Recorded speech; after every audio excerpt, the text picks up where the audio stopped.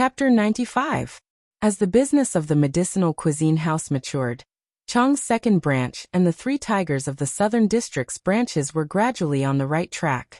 Ruan Qingshuang's requirements for the chefs were getting higher and higher, so the chefs in the branches were getting better and better. Seeing Sister Shuang and Brother Yun busy themselves every day, the underlings didn't feel good, so they decided to recruit some people for the main branch of the medicinal cuisine house. After lunch, they all gathered at the medicinal cuisine house. Ruan Qingshuang suddenly realized why they were here.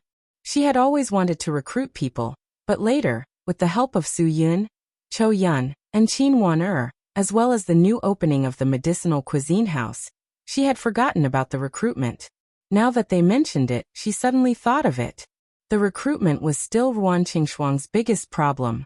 Seeing Su Yun working so hard every day, Ruan Qingshuang felt sorry for him. Kong Zhong suddenly pushed a big man in front of Ruan Qingshuang.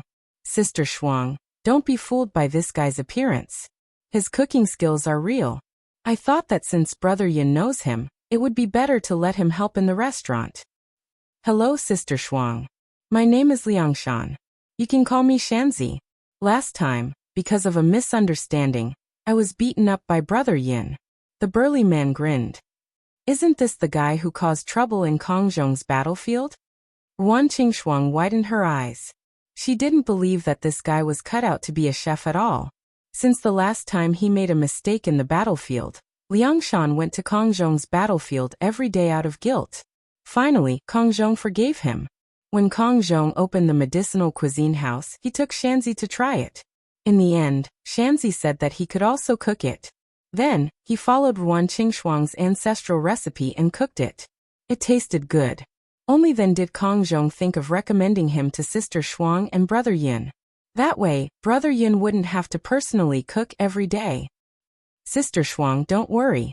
I wouldn't dare to bring you any random person, Kongzhong promised. His culinary skills are even better than the chefs in my branch. Liangshan did not have the arrogance of the other day. Instead, he gave off a sense of loyalty. Sister Shuang, you can test me tonight. If I can't meet your requirements, I will leave immediately. I will not complain. What else could Ruan Qingshuang do? She could only agree. Then you can stay and give it a try. Lu Feng pushed a girl who looked shy to Ruan Qingshuang. Sister Shuang, this is my uncle's cousin Lu Wenyi. She just graduated from university and didn't pass the civil servant exam. She's been idling at home. She's too introverted, so I want to train her. However, I can't bear to ask her to work in my shop. Today, I'll entrust her to you. I'll pay her salary. Ruan Qingshuang had a good impression of the shy girl in front of her, who had no social experience at all, because she was very similar to herself when she came to Hudong City alone. I want her. Of course, I will pay her salary. Don't worry about leaving her to me. Sister Shuang, I am relieved to hear that. Lu Feng and the others were not afraid of Ruan Qingshuang. They knew that this big sister was a reasonable person. They were willing to be her subordinates. Moreover, they respected this gentle big sister very much. Dan Hongning was the last to appear. He kicked a kid who looked around 17 or 18 years old in front of everyone. The people you introduced to Sister Shuang are all skilled. I only asked Sister Shuang to help me teach this little bastard a lesson. My brother is Dan Jiahao. His family can't control him, and I can't control him either. Sister Shuang, I will let him do odd jobs for you. If he is disobedient, you can do whatever you want with him. I will not do this kind of dirty work. Dan Jiahao was not so cooperative. Ruan Qingshuang frowned. Dan Hongning was not looking for help for her. He was looking for trouble. Are you sure I can do whatever I want with him? You must. Dan Hongning kicked the guy who wanted to run back. He glared at him. Little bastard, this is not my shop. You better behave in Sister Shuang's shop. You said that you don't want to go to school. Then work hard for me. It seemed that he was really having a headache with this adolescent brother. Ruan Qingshuang had not been a big sister for a day or two. Even if she was influenced, she still had some style. She said to Liangshan, Shanzi, this guy will be handed over to you in the future. He will help you do odd jobs in the kitchen. You heard Dan Hongning's words. You can do whatever you want with him. I will hand him over to you now. Dan Jiahao was a little angry. Do you think I am a good person? I said I won't do it. I won't do it. Liang Shan's huge palm suddenly grabbed over and directly pinched Dan Jiahao's face. From the bulging blue veins on the back of his hand, it could be seen that this guy absolutely used a lot of strength. Kid, put away your young master disease. This is not the place for you to behave atrociously. I am not as good-tempered as your brother. Grandson. Dan Jiahao's whole face was in pain. He shouted. King, let go of me. I will teach you a lesson. Ah. Let go of me. Do you know how many brothers I have? Dan Hongning was speechless. Although he felt sorry for his brother, he felt more embarrassed. This son of TCH was really troublesome. He had just reached the 3rd year of high school, and he had already quit. He insisted that he wanted to mingle with a group of ruffians every day. He was ignorant and incompetent, causing trouble everywhere. He thought that this was what it meant to mingle with the underworld. Mingle with the underworld did not mean that one had nothing to do. Mingle with the underworld also meant that one had to be able to make money. When Dan Hongning was in the underworld, the money his family gave him allowed him to build Dolua City today. However, this time, the money his family gave Dan Jiahao was squandered by him. Liang Shan looked at Dan Hongning. After all, he was his brother. He could not bear to do it. If this guy was not Dan Hongning's brother, he would have beaten the SH*T out of him. Liang Shan was not famous because he had spent too much time in prison. If they really fought, his strength and brothers were not weaker than the southern city's 3 tigers. Sister Shuang, you can do whatever you want. Dan Hongning gritted his teeth. If he did not beat this B*TCH, he would not become useful. As soon as he finished speaking, Liang Shan hooked his fist on Dan Jiahao's stomach. He hit the kid so hard that his intestines almost came out. Then he opened the door and threw him out. If you have the guts, beat me up in the afternoon. Otherwise, you can obediently do odd jobs for me. Dan Jiahao was slammed to the ground. He looked sullen and gritted his teeth. Good. You have guts. Just you wait. Dan Hongning knew that his brother's group of ruffians could not cause much trouble, so he could not be bothered with him. He looked at RuanQingshuang awkwardly and said, Sister Shuang, sorry for the trouble. RuanQingshuang did not mind. Then I thank you for being so considerate. When you have time, I will ask Su Yun to treat you to a drink. Haha, let us treat Brother Yin. The southern city's 3 tigers were quite happy. They had done what they needed to do and then left one after another. Su Yun stayed at the international bilingual school for the whole afternoon. Fortunately, he could act as a coach. Su Xiaoran did not have classes, so the 2 practiced at the parking lot. Su Yun instructed Su Xiaoran on how to observe, and Su Xiaoran reviewed everything Su Yun taught her in the morning. Although it was impossible for her to become a road expert in theory, it allowed her to know how to deal with many situations. Lu Tianyi did not expect this man to still stay by Su Xiaoran's side. Finally, he could not resist the jealousy in his heart. He stepped on the accelerator and stopped the car in front of the 2. This time, Lu Tianyi did not care about his gentlemanly image. He stepped forward and grabbed Su Yun's clothes. Kid, this is the last time I am warning you. You better stay away from Xiaoran and get lost immediately. Otherwise, don't blame me for being rude. Lu Tianyi, what are you doing? Su Xiaoran was shocked. She did not expect Lu Tianyi to suddenly appear and go crazy. Su Yun smiled faintly and helplessly. Take your hand away. What can you do if I don't take it away? Lu Tianyi glared. Su Yun waved his hand lightly, and Lu Tianyi let go of Su Yun's hand completely. Su Xiaoran did not even see Su Yun move before Lu Tianyi was subdued. She was very surprised at what Su Yun did. Ah, let go of me. Lu Tianyi's wrist was locked by Su Yun, and any slight struggle would cause a piercing pain. Bastard! You're hurting me. Su Yun casually subdued Lu Tianyi, and then casually let him go. I told you to take your hand away, but you didn't want to. Lu Tianyi glared fiercely at Su Yun. Good, you've got guts. Lu Tianyi had a good body from working out in the gym, but he was no doubt a weakling when it came to fighting. He had never fought with anyone since he was young, and there would always be someone who would settle it for him. Originally, Lu Tianyi went to find his dad to ask him to send someone to teach this bastard who was fighting over his woman a lesson. But he did not expect his dad to rope in Red Scorpion, and Red Scorpion even promised to help him open up his meridians tomorrow, making him a true beginner master. That was why Lu Tianyi did not mention that someone was fighting over his woman. He would become a master tomorrow, and then he would be able to easily take care of his love rival, and establish a great image in front of Su Xiaoran. Kid, if you have the guts, fight with me tomorrow. Whoever loses will withdraw. Lu Tianyi was calculating in his heart. Whoever wins will get Xiaoran. Su Xiaoran frowned. Who did this guy think he was? How could he be so casual about things like feelings? Feelings were not goods. They were about mutual love. Su Yin ignored Lu Tianyi's declaration of war. I don't have time to play with you. You better stop bothering Miss Su, and I'm warning you for the last time. You don't dare to fight with me. Lu Tianyi demanded. Su Yin glared back at him. You want to fight? Then come, let's do it now.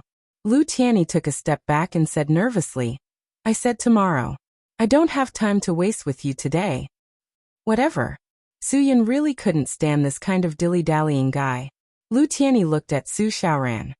Xiaoran, I'll prove to you that I'm a real man. I'll make you fall in love with me. Su Xiaoran's face darkened, and she said seriously, Teacher Lu, if you keep bothering me, I'm afraid we can't even be friends anymore. Goodbye. Chapter 96. After school in the afternoon, Su Xiaoran naturally took the responsibility of sending the two back to the medicinal cuisine house. On the way, Su Xiaoran decisively proposed to pick up Guogua every day, and let Su Yin accompany her every day. Su Yin naturally agreed. After arriving at the medicinal cuisine house, Su Yin invited Su Xiaoran to stay. Su Xiaoran was too embarrassed to continue to freeload. Before Ruan Qingshuang came out, she quickly ran away. After returning to the medicinal cuisine house, Guogua sighed meaningfully. I didn't expect Miss Su to take the initiative to attack. Attack what? Ruan Qingshuang was amused by her serious look. What are you thinking about? Guogua touched her chin and continued to talk to herself.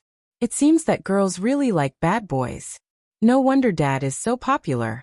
Sister Wanner also likes him. Miss Su also likes him. Mom, you really have to be careful now. Ruan Qingshuang was speechless. What was this little girl thinking about every day? Guogua, can you not accuse me? Qin Wanner said angrily. I like bad boys, but I don't like bad boys. It's obvious that your father is the type that's spoiled. Guogua snorted and disagreed. The more anxious you are to explain, the more guilty you are.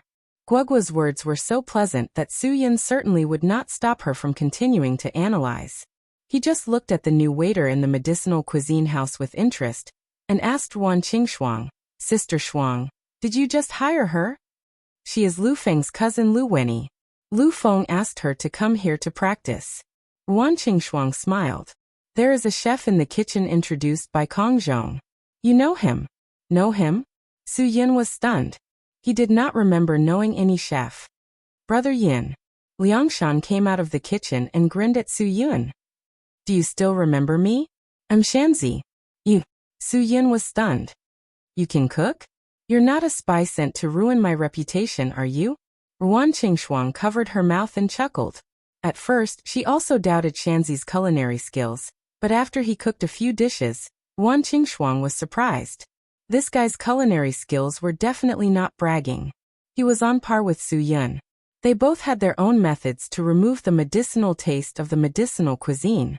Liangshan giggled a few times. Brother Yin, my family used to run a restaurant when I was young. When I was 5, I knew how to lift a ladle. When I was 6, I created a signature dish called Fragrant Dead Dog. When I was 7, I knew how to cook almost all kinds of Shandong cuisine. When I was 8, I came into contact with Sichuan cuisine, Cantonese cuisine, Hunan cuisine. Stop, don't tell me your resume. I believe you. Su Yin raised his hand to stop him. Having a chef was a good thing. At least he was relieved. Since Sister Shuang wants you, it means you have some skills. Do a good job. Okay. Liangshan nodded vigorously. Being a chef was much more stable than driving an illegal car. He did not have to hide from the traffic police all day.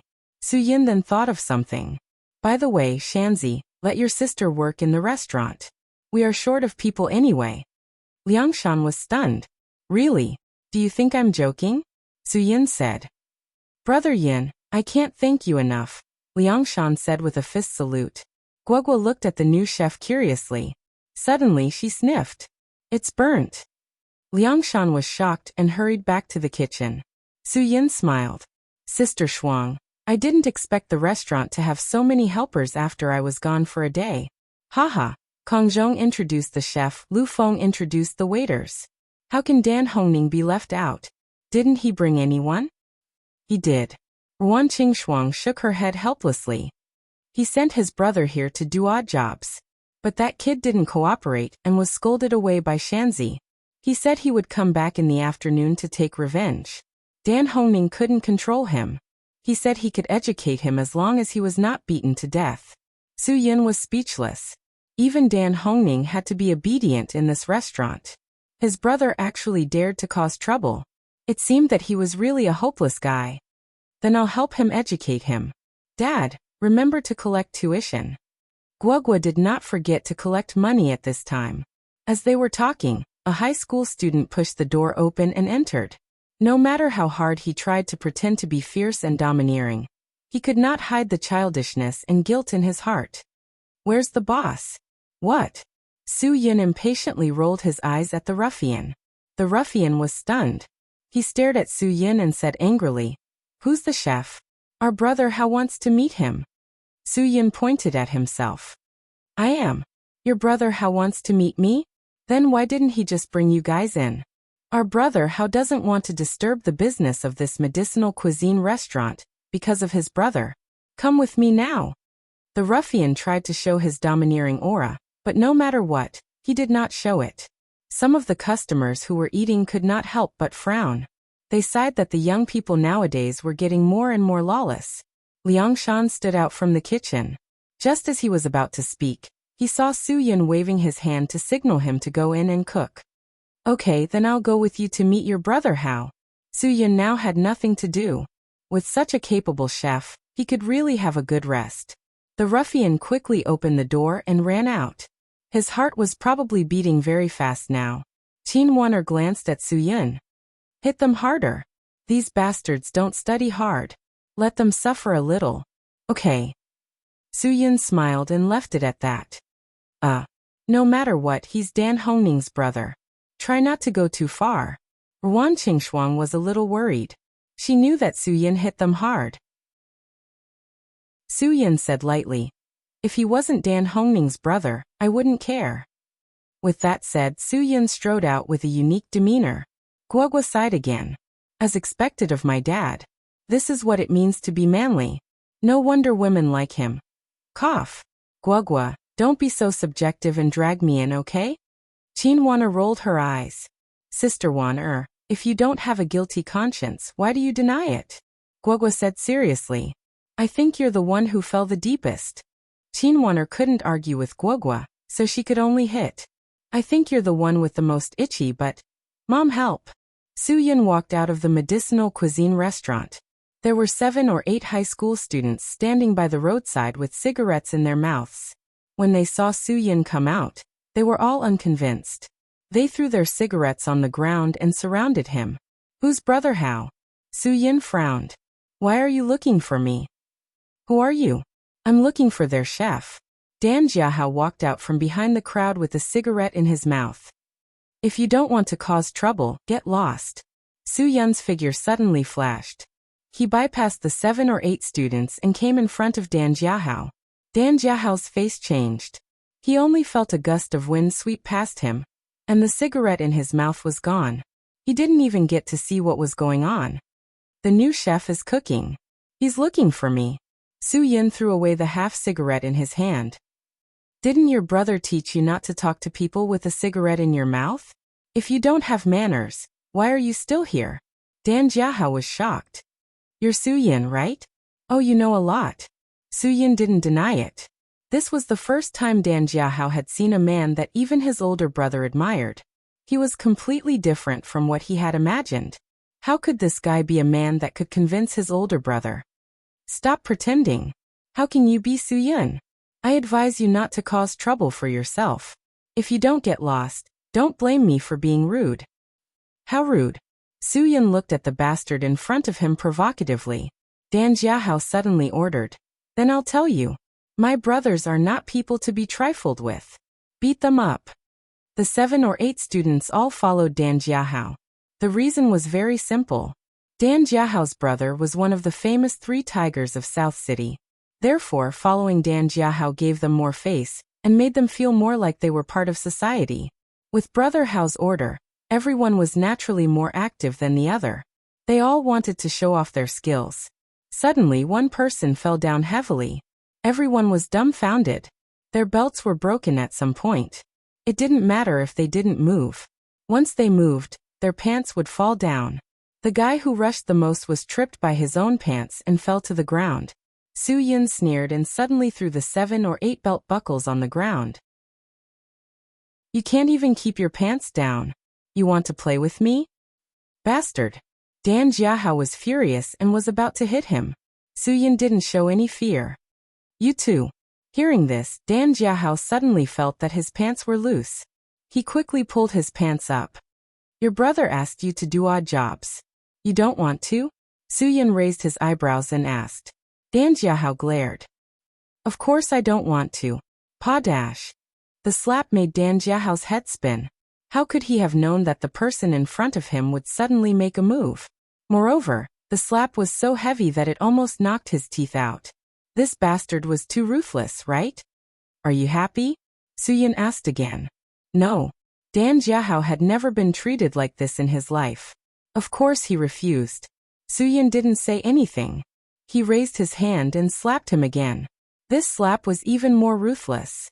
Dan Jiahao only felt that the sky was dark and his eyes were full of stars. Dan Jiahao was slapped twice. He didn't see when Soo-yun made his move. He instantly panicked. At this time, the group of ruffians who lost their pants had solved their problems.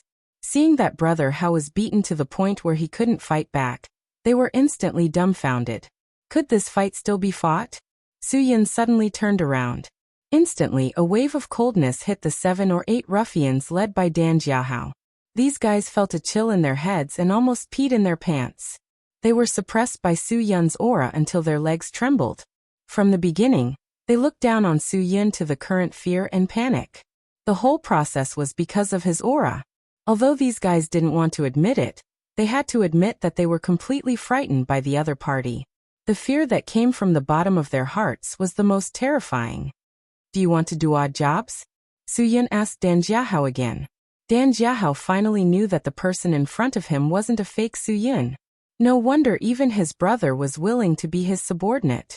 It turned out that there were people in the world who could defeat their opponents with just aura. Dang! When Dan Jiahao said this, it meant that he had completely surrendered. Who would have thought that this guy who would hold up the Dan family's banner in the future actually started from washing vegetables and doing odd jobs? Get lost and do your work. Soo-yun waved his hand. He turned around and glared at Dan Jiahao's underlings. Why are you still here? Chapter 97. At 7:45 in the evening, a dark green SUV suddenly drove into the police station. The guards on duty couldn't stop it at all. The car made a beautiful turn and stopped directly in front of the police station's office building. The 3 guards quickly ran to the car that had suddenly broken in. They frowned and wanted to teach these 2 people a lesson for not greeting them when they entered the door. Hey, why are you all so hostile? We're family. A young man jumped out of the driver's seat. He was 185 meters tall and had a strong body. His dark green tight t-shirt made his huge chest muscles very obvious. He had a faint smile on his face and didn't feel that there was anything wrong with what he was doing. Then a young and beautiful girl came out of the front passenger seat. She had a ponytail and eyes like autumn water. She was also dressed simply. Her twin peaks were enough to show disdain for models. The girl's temperament was so noble and elegant that the 3 guards didn't know what to say. Who are you people? The older guard could tell that these 2 young people were definitely not looking for trouble. Looking at their clothes, They were definitely not ordinary people. We're looking for Bureau Chief Chen. Where is he? The young girl was straightforward and didn't have any intention of answering their questions. The guard was startled. You can look for Bureau Chief Chen, but you have to register first. Where's your ID? Also, tell me who you are and what department you're from. This is the police station, not your backyard. Not just anyone can come in. The strong young man smiled. It seems that your leader is really tight-lipped, hee. You have no right to ask who we are. The young girl's face was slightly serious. What floor is Bureau Chief Chen's office on? Miss, don't be so aggressive. After all, they were the guards of the police station, not the security of an ordinary place. If you don't cooperate, don't blame us for being impolite. The young man hurriedly waved his hand and explained. No. Please don't do anything. We're guests. Guests have to register too. Other than the municipal party secretary. You're the first one who didn't slow down and stop to say hello. The guard was unhappy. He was going to fight to the death with these two people today. The young and beautiful ponytail girl's face turned cold. She was unhappy. The people here really didn't know how to be flexible. Some confidential things couldn't be said carelessly. The young man had no choice but to take out his phone and make a call. Chief Chen, you should have received the notice that we are coming to the Hudong City Police Station, right? It was almost 8 o'clock in the evening, but Chen Wei still hadn't left the police station. After he reported the matter of Red Scorpion in Hudong City, the higher-ups gave him a clear reply. Since the other party was already extremely vicious, then he must not act recklessly. The higher-ups would arrange for 2 people to rush to Hudong City's police station tonight to receive them and explain the situation. Chen Wei had been waiting. Although he was already anxious, he still forced himself to calm down and wait. Suddenly his phone rang. When Chen Wei saw that the number was not displayed, he frowned and answered the call. Who is this? Many scam calls were made without numbers. Chen Wei wanted to know who dared to scam him, the head of the police station. Director Chen, you should have received the notice that we are coming to the Hudong City Police Station, right? The person on the phone was the young man from downstairs, but Chen Wei did not know that. Chen Wei felt relieved. Finally, they were here. Where are the esteemed guests? I will immediately send someone to receive them. We are downstairs at your police station, but the comrade outside is too serious, so we can't go in. The young man smiled faintly. If you have a rule that requires you to enter and register, then I can only say that I am sorry, but we have our own rules too. Chen Wei immediately understood the purpose of the call, and immediately went downstairs to receive them. The 3 security guards didn't expect that Chief Chen would come down personally to greet them. These 2 guys were really VIPs among VIPs. After all, Chief Chen didn't greet many people personally, and all of them were officials above the office level. I am sorry, it is a misunderstanding. I did not tell the people downstairs because... Chen Wei smiled and defended his people, but he did not make it clear. The 2 people on the other side understood what he meant. They knew that he was trying to keep it a secret. The young man smiled faintly. I understand. Then shall we go upstairs and talk? It is good that you understand. Chen Wei smiled faintly and gestured for the 3 guards to leave. Then he looked curiously at the young girl. The information given to him by the higher-ups was to arrange for 2 people to secretly complete the capture of the S-class wanted criminal, Red Scorpion.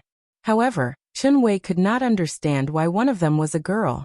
The young man had a strong physique and looked like an expert, but a girl.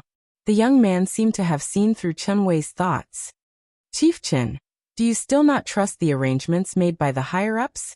Chen Wei was slightly taken aback, and an awkward expression appeared on his face.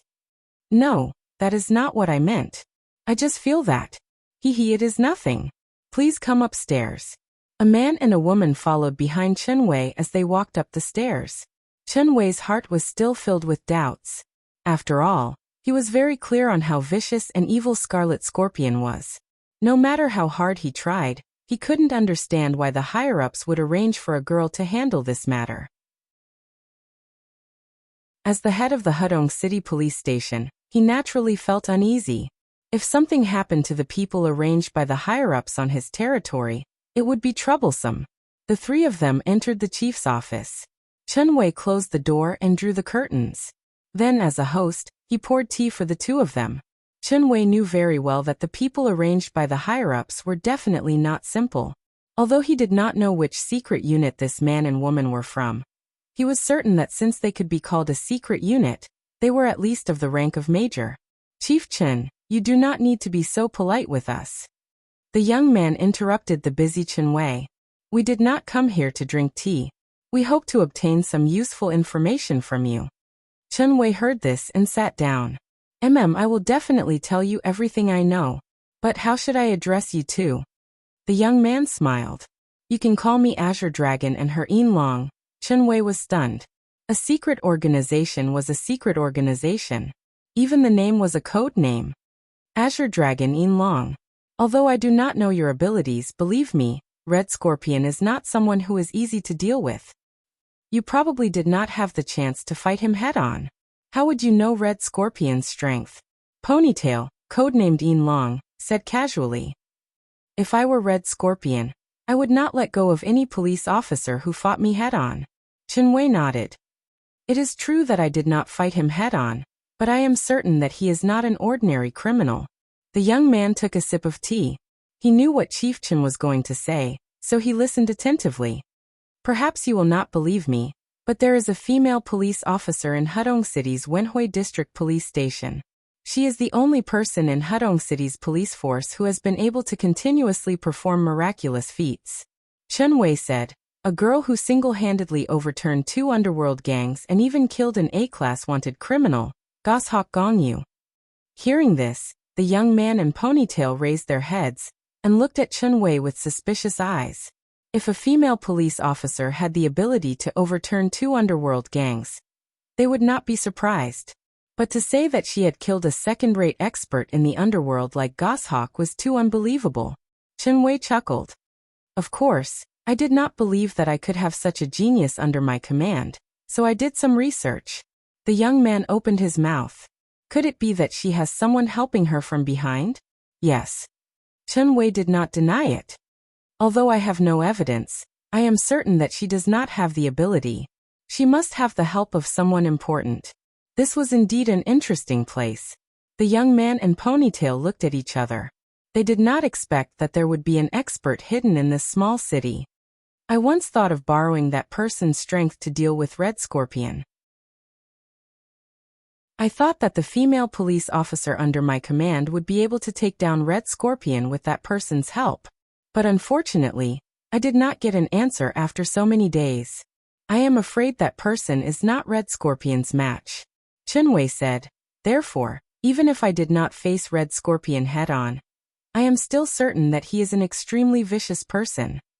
The young man nodded. Chief Chen, that is indeed the case. Fortunately, none of you faced Red Scorpion head-on. Ponytail furrowed her brows. She was curious as to what kind of expert would be hiding in Hudong City, and what his intentions would be. Or could it be that the mysterious expert did not make a move against Red Scorpion, because he and Red Scorpion were in cahoots? Ponytail did not let go of any suspicious points. Chief Chen, can you tell me where the female police officer under your command lives? I want to know who she normally interacts with.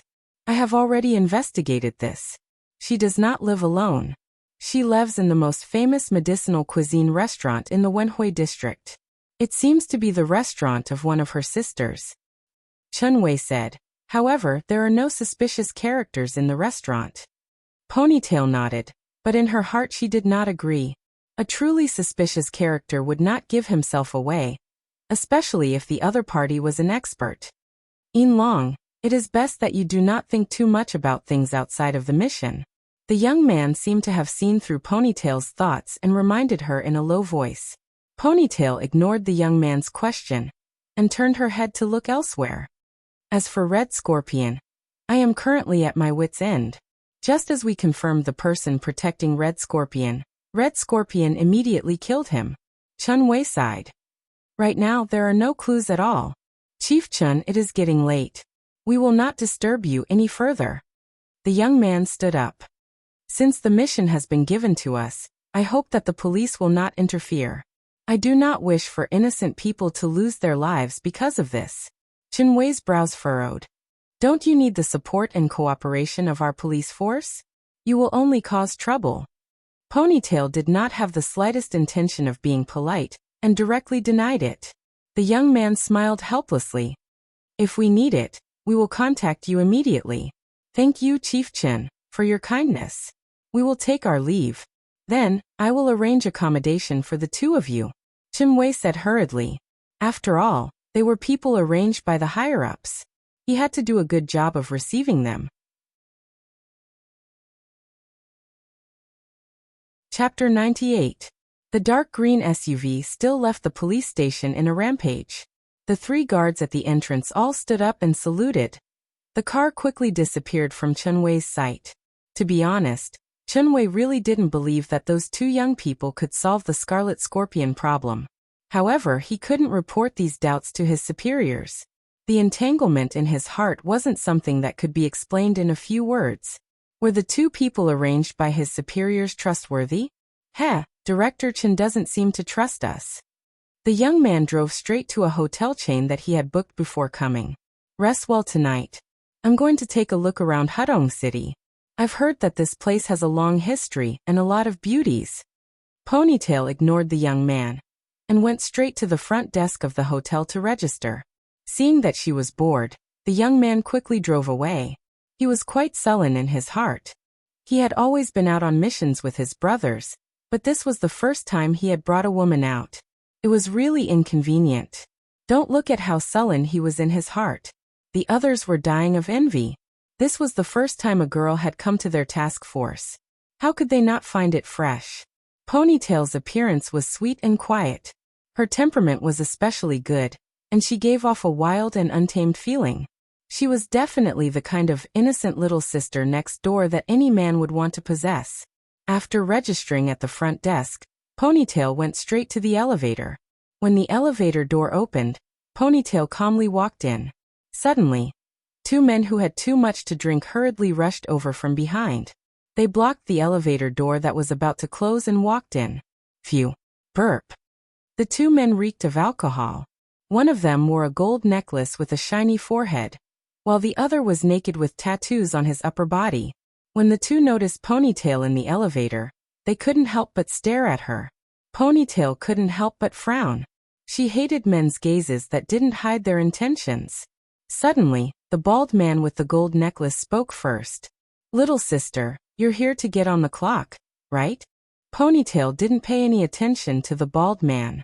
She looked straight ahead, treating him as if he didn't exist. Yo, you've got quite the temper.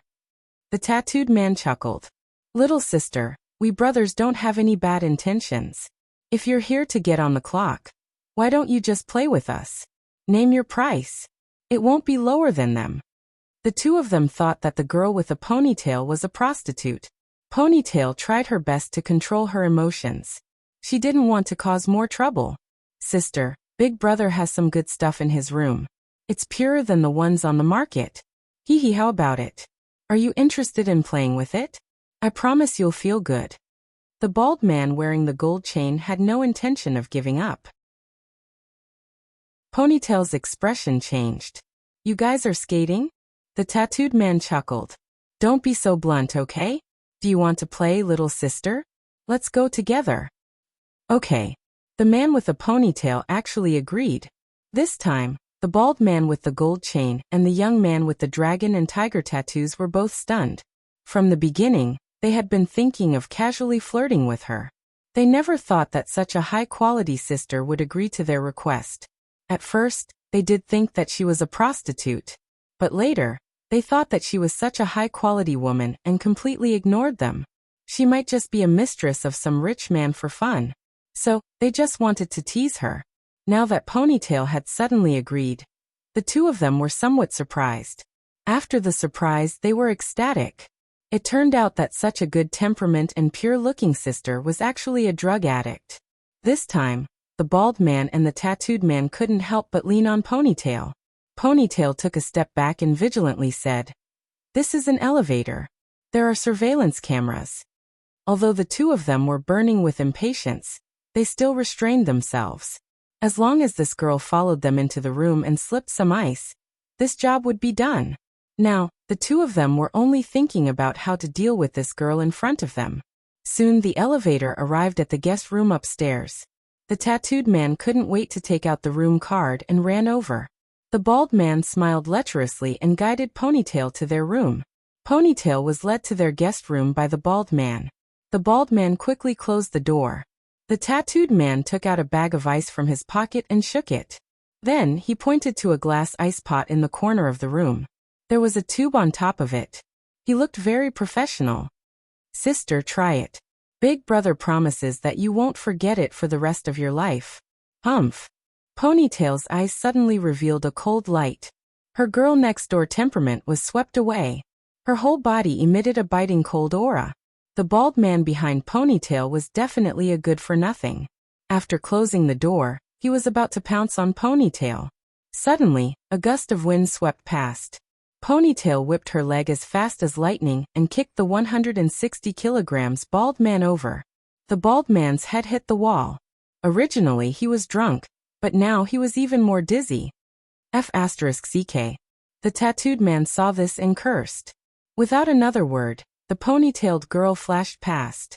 The tattooed guy didn't even see clearly how the weak girl made her move. That hard knee smashed into his chin with a force as powerful as a mountain. A sharp pain made the tattooed man's vision turn black. His legs were completely unsteady. The moment the tattooed man fell to the ground, Ponytail suddenly raised her heel and fiercely smashed it into the tattooed man's face. The tattooed man didn't even have the chance to scream before he fainted. When the bald man came back to his senses, he instantly sobered up. He knew that the intruder didn't have good intentions. He didn't expect this weak girl to be so fierce. He didn't care about brotherhood and hurriedly wanted to rush out of the door. But just as he opened the door, a gust of wind came from behind. Then he was hit in the back. His whole body fiercely pushed the door open and slammed into the wall of the corridor. The bald man wanted to shout, but Ponytail ruthlessly elbowed him in the back of the head. He couldn't even make half a sound before he sat down on the ground. The seemingly weak girl next door was actually so swift and fierce. So swift and fierce. She easily took care of 2 gangsters in half a minute. It seemed that the first female member in the history of a special task force wasn't just a vase. Ponytail clapped her hands and walked straight back to her room. She was too lazy to call the police, because she knew that if someone saw her, they would naturally do so. What she needed now was rest. It hadn't even been 24 hours since the end of the last mission. She still had to pay a visit to Chinwan, Er's medicinal cuisine restaurant tomorrow to see if there were any clues. The young man driving the off-road vehicle passed through the big streets and small alleys of Hudong City. He found it very difficult to understand why a first-rate expert like Scarlet Scorpion would come to a small city like Hudong City. What was his goal? He felt that as long as he knew Scarlet Scorpion's goal, this matter would be much simpler. But what was his goal? The young man's mind was a mess. He sincerely hoped that he could have his boss's brain. Suddenly thinking of his boss, the young man's expression became somewhat dispirited. He didn't know how his boss was doing now. After leaving them for so long, he didn't know if he had thought of them. The young man suddenly stopped the car in front of a bar. Forget it, I'll just drink. In any case, he wasn't prepared to go back. After all, he really couldn't figure out that new girl. It was better to act separately. Although Scarlet Scorpion wasn't a first-rate expert that was easy to deal with, the young man felt that if the two of them worked together, they still had a good chance. After all, he and Yinlong were both first-rate experts. Although they hadn't reached the pinnacle, if the two of them worked together, it definitely wouldn't be something that ordinary people could deal with. The medicinal cuisine restaurant sent off the last customer.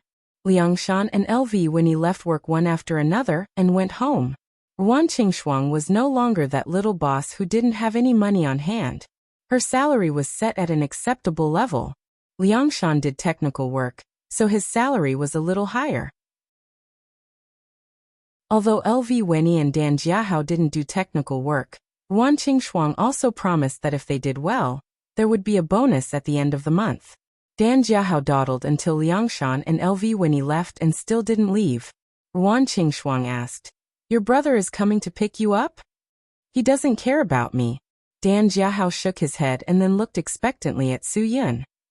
Brother Yin, can you teach me a few moves? When you gave me those two big mouths in the afternoon, I didn't even see you make a move. I know that you're definitely one of those hidden experts in the city. Su Yun rolled his eyes. I'm only 1.75 meters tall, and I'm considered an expert? People say that small seclusion in the wilderness, big seclusion in the city. You're definitely an expert. Dan Jiahao said with certainty. You've read too many novels. If you don't want to get beaten, then hurry up and scram. Su Yun impatiently waved his hand. This guy's skin was much thicker than his brother's. Dan Jiahao's face was filled with righteous indignation. I'll definitely worship you as my master until you agree to take me in. Su Yun laughed. Sure. You want to worship me as your master, right? The first thing you do every day at work is run to Deming Pharmacy in the city's central district and buy 2 ounces of wolfberry. If you can hold on, then talk to me about conditions. Okay. I'll definitely do as you say, master. Dan Jiahao's face was filled with excitement. In his opinion, Su Yun had agreed to his request. Su Yun was speechless. He was just saying it perfunctorily. If this guy really ran, he would be a fool. The distance between the medicinal cuisine restaurant and the pharmacy was more than 30 kilometers. A round trip was nearly 70 kilometers. The marathon was only about 40 kilometers. When Cho Yun came back from her patrol, the medicinal cuisine restaurant was closed as usual. Su Yun, who had broken through his state of mind, finally understood why his master had always wanted him to meditate and breathe. His breakthrough in the state of mind was not simply due to the outbreak of his inner demon when he encountered a strong enemy. It was because his state of mind was more stable than before due to his constant meditation and breathing. Therefore, when his inner demon broke out, it did not cause any pressure or damage to his state of mind. This led to the result of his inner demon's outbreak. If it were not for the many days of meditation and breathing, this outbreak of his inner demon would not have allowed him to break through his state of mind and step into the realm of a super expert. Perhaps it would have directly taken his life. This was the 3rd time after Yin Long's death that Su Yun's inner demon broke out. It was also the only time that he did not become a demon. Thinking of Yin Long, Su Yun's heart became even more desolate. He did not know if there was a newcomer who could replace Yin Long's position. Bang bang bang. After 3 knocks, Qin Wan'er suddenly opened the door and slipped in. Chapter 99. Qin Wan'er was speechless. She was so angry that she rolled her eyes and quickly turned her head. Don't pretend to be insulted, okay? Put on your clothes. Su Yun was a little confused. She came to his room in the middle of the night and didn't let him take off his clothes, but asked him to put on his clothes? Was there any justice in this? Was it because she was afraid of being heard and wanted to go out? Before Su Yun finished his fantasy, Qin Wan'er's threatening voice came. Put on your clothes. Don't make me say it a 3rd time. Su Yun obediently put on his beach pants. Do you want to go on a date with me? First of all, I don't have a car. I don't have the ability to have car sex. Do you believe that I will castrate you? Qin Wan'er gritted her teeth. Su Yun, this bastard, made her collapse. Can you be more serious? Su Yun was quite speechless. A serious person would have gone to bed at this time. Okay, you don't have to face the wall. I'm dressed. Qin Wan'er turned her head with an angry face. It's not like I haven't seen it before. Su Yun whispered. She had seen his naked body when he took a shower that day. Qin Wan'er said fiercely. Su Yun, I'm warning you. You'd better forget what happened that night. Otherwise, I might accidentally fire my gun one day. Okay, I won't tell anyone. Su Yun hurriedly said. Anyway, his eyes didn't lose anything. Let's talk about business. What do you want to do with me in the middle of the night? Qin Wan'er pulled a chair and sat in front of Su Yun. That night, Dan Jiahao said that he wanted to be Su Yun's disciple, which directly inspired Qin Wan'er's idea. She suddenly felt that she had to learn some skills from Su Yun. Why did she say that she had to? After all, she was a policewoman. In the future, she would have to deal with all kinds of criminals. She was not afraid of ordinary gangsters, but if she encountered those who could be called masters, she would have no room to fight back at all. Now Qin Wan, or had to be able to face the real villains, so she had to improve herself. The kung fu she learned in the police academy was enough to deal with gangsters, but it was not enough to deal with the real villains. From today onwards, you will be responsible for training me into an expert. Qin Wan'er made up her mind and said, "You can't refuse. I'm not a kid like Dan Hongning's brother. Don't try to brush me off. I won't run dozens of kilometers every day to buy wolfberries for you." Suyin did not expect Qin Wan'er to have such thoughts. He shrugged his shoulders and refused. "There are rules when you become my disciple. If you can't buy wolfberry for a month, I can't teach you." Qin Wan'er said aggressively, "I will ask you one more time. Are you going to teach me or not?" "No." Suyin shook his head. "I'm not running a cram school. I can't sign up just because you want to." Suddenly, Qin Wan'er unbuttoned the top 2 buttons of her shirt. "Suyin, you'd better think clearly. Are you going to teach me or not?" Suyun's eyes lit up.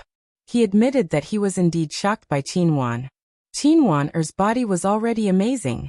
Now, she unbuttoned the top 2 buttons in such a charming way. It was really terrible. If Suyin did not rely on his self-control, he would probably have a nosebleed. Girls these days were really bold. They were so generous to learn skills. He had to accept this disciple. Suyin was not the kind of a mortal who could stand the test of a beautiful girl in his arms. He would definitely accept as many beautiful disciples as he could get. Before Suyin could say the word teach, Qin Wan'er said, "Have you thought about it?" "I've thought it through." "Hee, you've already given yourself to me. If I still don't agree, I'll be too unappreciative." Suyin tried his best not to spurt out blood from his nose. "When do we begin? Promise yourself to me? You must be dreaming." Qin Wan'er stared at Suyin. "If you don't agree, I will shout molestation." "Damn. Is she threatening me?" Suyin thought that he had hit the jackpot. He did not expect it to be a disaster. If she shouted, she would wake up Guogua and the others. At that time, it would be like yellow mud falling into his pants. He would not be able to explain himself even if he was beaten to death. Qin Wan'er said as she unbuttoned the 3rd button. Her clothes moved back, and her shoulders were exposed. It was really wonderful. "I will count to 3. Suyin swallowed a mouthful of saliva. 1. "I will teach." Suyin knew that he had no other choice.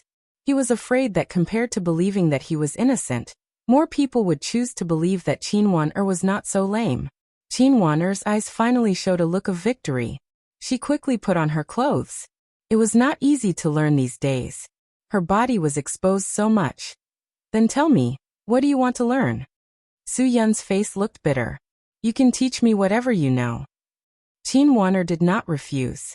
Anyway, she knew that no matter if it was fists, feet, knives, swords, or guns, she was not as good as Suyun. It would be best if you could quickly subdue the enemy. The moves you usually use will do. Suyin was speechless. He used the simplest military boxing. He needed to know how to adapt to the enemy. Moreover, it was not enough to reach the peak of a skill. Only a first-class master who had opened all the meridians in the body could do that. Therefore, it was impossible for Qin Wan'er to reach that step. But at this step, if Suyin did not teach her something, she would not leave. The best weapon to quickly subdue the enemy is a handgun. It is better than anything else. Qin Wan'er frowned. She still felt that Suyin was patronizing her. "I know this. I don't need you to teach me." "That is not necessarily true." Suyin shook his head and threw the phone to Qin Wan'er. "If you are holding a gun now and I am a criminal, how are you going to aim and shoot?" Qin Wan'er's hands were flat, and the phone in her hand was pretending to be a gun. She aimed directly at Suyin. "This is enough to kill you." "Wrong." Suyin shook his head and took the phone from Qin Wan'er. He held the phone in one hand and stood with his feet spread out. When shooting with a handgun, you usually hold the gun with one hand to reduce the shaking of the gun and increase the stability of the gun. This is the foundation of accurate shooting. You are holding the gun with both hands because you are not stable enough. It is a sign of lack of confidence. His words hit Qin Wan'er's weak point. She was used to holding the gun with both hands because she always felt that it could reduce the shaking of the wrist. Qin Wan'er explained, That is because I am afraid that I am not strong enough and the gun is not stable. Su Yin shook his head. The key to holding the gun is the balance of the force, not the strength of the arm. To play with a gun, you need to understand the 5 key points: standing, holding, straightening, stretching, and turning. Qin Wan'er did not learn these things in the police academy. Why do you know how to shoot? Where did you learn it? In the shooting range. Su Yin said. If you want to learn, do as I say. Qin Wan'er suddenly turned and walked out of Su Yun's room. 1 minute later, she really came back with her gun. The gun was empty and had no bullets, but Qin Wan'er still put on the safety. Since she chose to believe in Su Yin, she decided to learn. You are very serious. Not bad. Su Yin smiled faintly. When you hold the gun, you need to use even strength. The gun handle should be stuck between your thumb and forefinger. Relax your index finger. Your wrist and forearm should be straight. Use your forearm to drive your forearm. Qin Wan'er followed Su Yun's instructions. She had learned these steps in the police academy. Relax your arm, but don't bend it. Su Yun walked to Qin Wan'er's side and said, You don't need to straighten your chest when shooting. Why are you so tall? Su Yun. A murderous aura came from Qin Wan'er. I'm sorry. I forgot that you were born with it. Su Yin said with a trembling voice. The two of them were practicing in the room. They did not hear the sound of Guogua getting up and going to the bathroom. When Guogua came out of the bathroom, yawning, she was completely attracted by the sound in Su Yun's room. Spread your legs a little more. Ouch, you don't need to spread them so wide. Be at the shoulder level. Is this okay? Can I shoot now? Guogua's eyes widened. This was really a big deal. She did not expect that her father and sister Wan'er were together.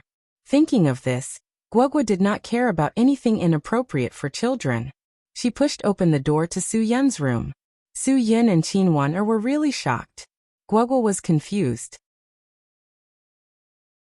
She was originally excited that she would see something that she should not see. Unexpectedly, the two of them were standing in a strange position. Father, Sister Wan'er, what are you two doing? Phew. Qin Wan'er saw that it was Guogua and let out a long breath. Nothing. Sister Wan'er has something to teach me. Guogua, be good. Go to sleep. He, she is learning from a teacher. Su Yun's face was serious. I definitely did not do anything to hurt your mother. Guogua shrugged indifferently. Sister Wan'er, what are you asking father to teach you? Sister asked your father to teach me how to use a pistol. After Qin Wan'er finished speaking, she obviously felt that she had said something wrong. Her face was slightly red and she was stunned. Su Yin also broke out in a cold sweat. Damn, can't you say it more tactfully?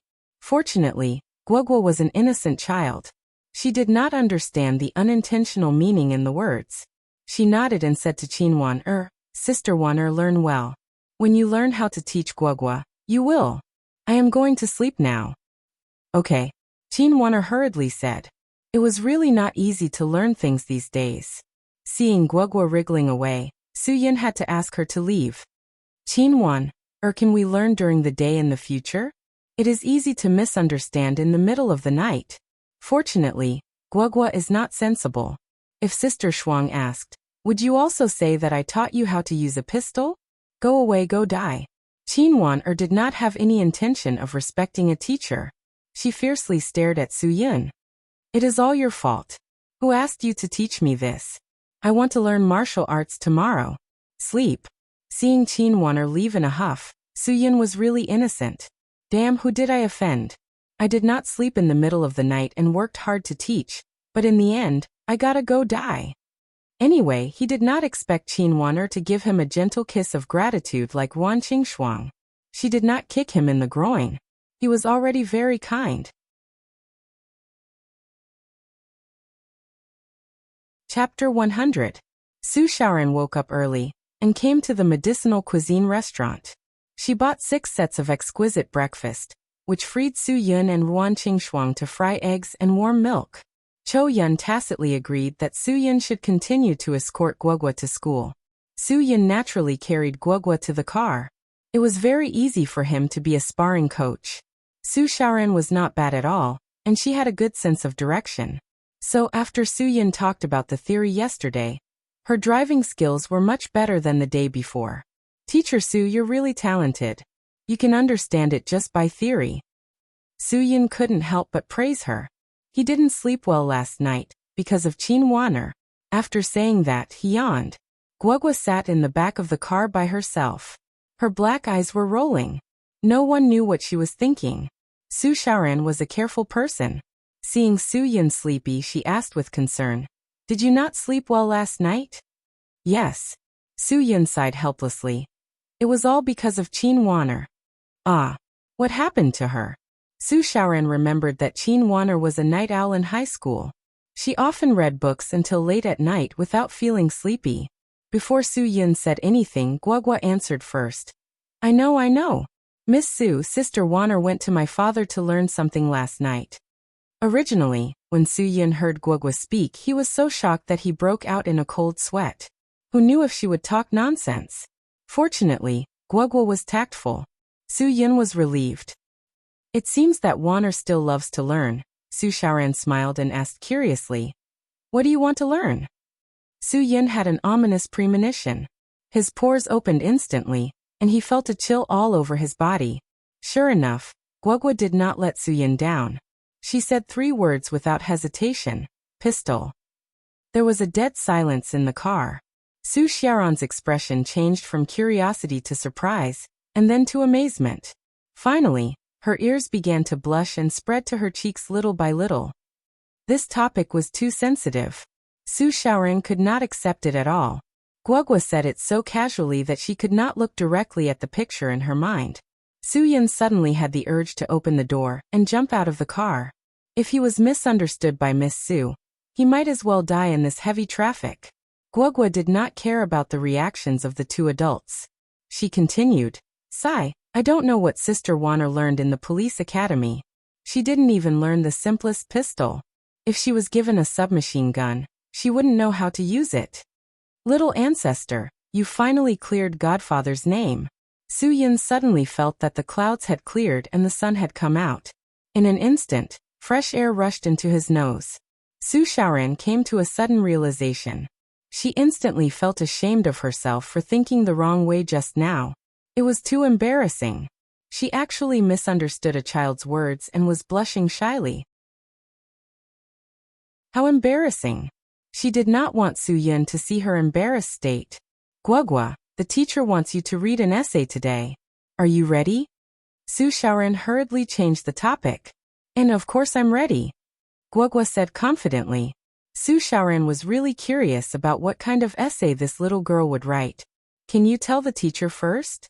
Guogua said mysteriously. No, you'll know in class." If Su Xiaoran knew that she had written an essay called My Mother is a Big Boss, she would definitely give up on the idea of giving a speech on stage. Since Su Xiaoran had to substitute for the class today, Su-yin did not have the opportunity to continue teaching her driving theory. Su Xiaoran gave the car keys to Su-yin and smiled embarrassedly. "When I picked up the car, the 4S store said that they would send a mat, but they didn't have it at that time. They called me yesterday and asked me to go today, but I don't have time now. Can I trouble you?" "Sure, it's a small matter." Su-yin was bored anyway. He was not worried about Guogua at school at all. He was not as cautious as Cho-yun. Su Xiaoran took Guogua to the classroom. Su-yin directly drove away and went to the 4S store in the development zone.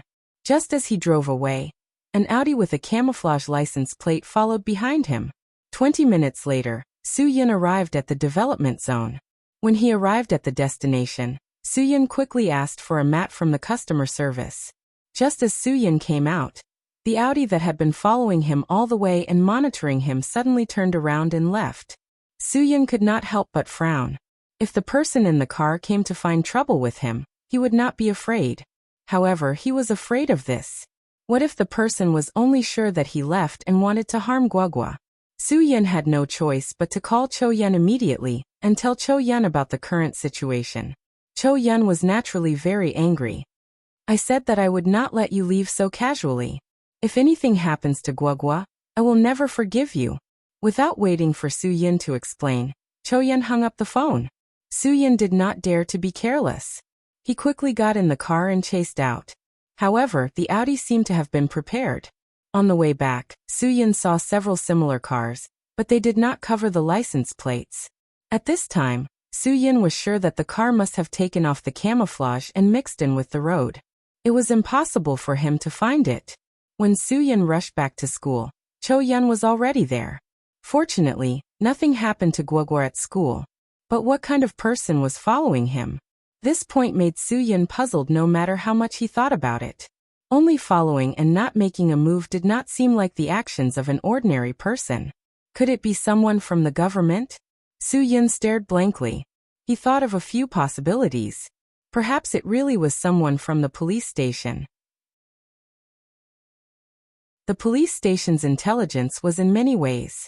Although Su-Yin confirmed that there were no Skynet surveillance cameras in the vicinity of the medicinal cuisine restaurant, he still believed that the police had the ability to suspect that Red Scorpion had appeared in the medicinal cuisine restaurant.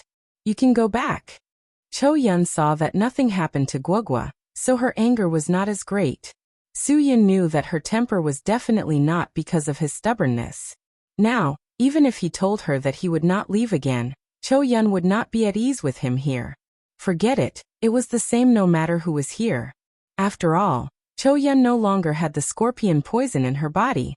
2 days of recuperation was more or less enough for her to recover. Then I'll leave Guogwa to you. Su-Yin knew that it was useless to say more. He directly went to the office to return the car keys to Su Xiaoran.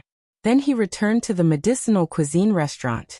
With the addition of Liangshan to the medicinal cuisine restaurant, Ruan Qingshuang no longer needed to personally do manual labor. Fortunately, the southern city's 3 tigers were considerate and knew to introduce helpers to them. Ruan Qingshuang saw that Su-Yin had returned and did not think too much. She was still used to Cho-Yun sending Guogwa off. Although she was very grateful that Miss Su came to pick up Guogwa, she still felt a little sour in her heart. In short, it was strange.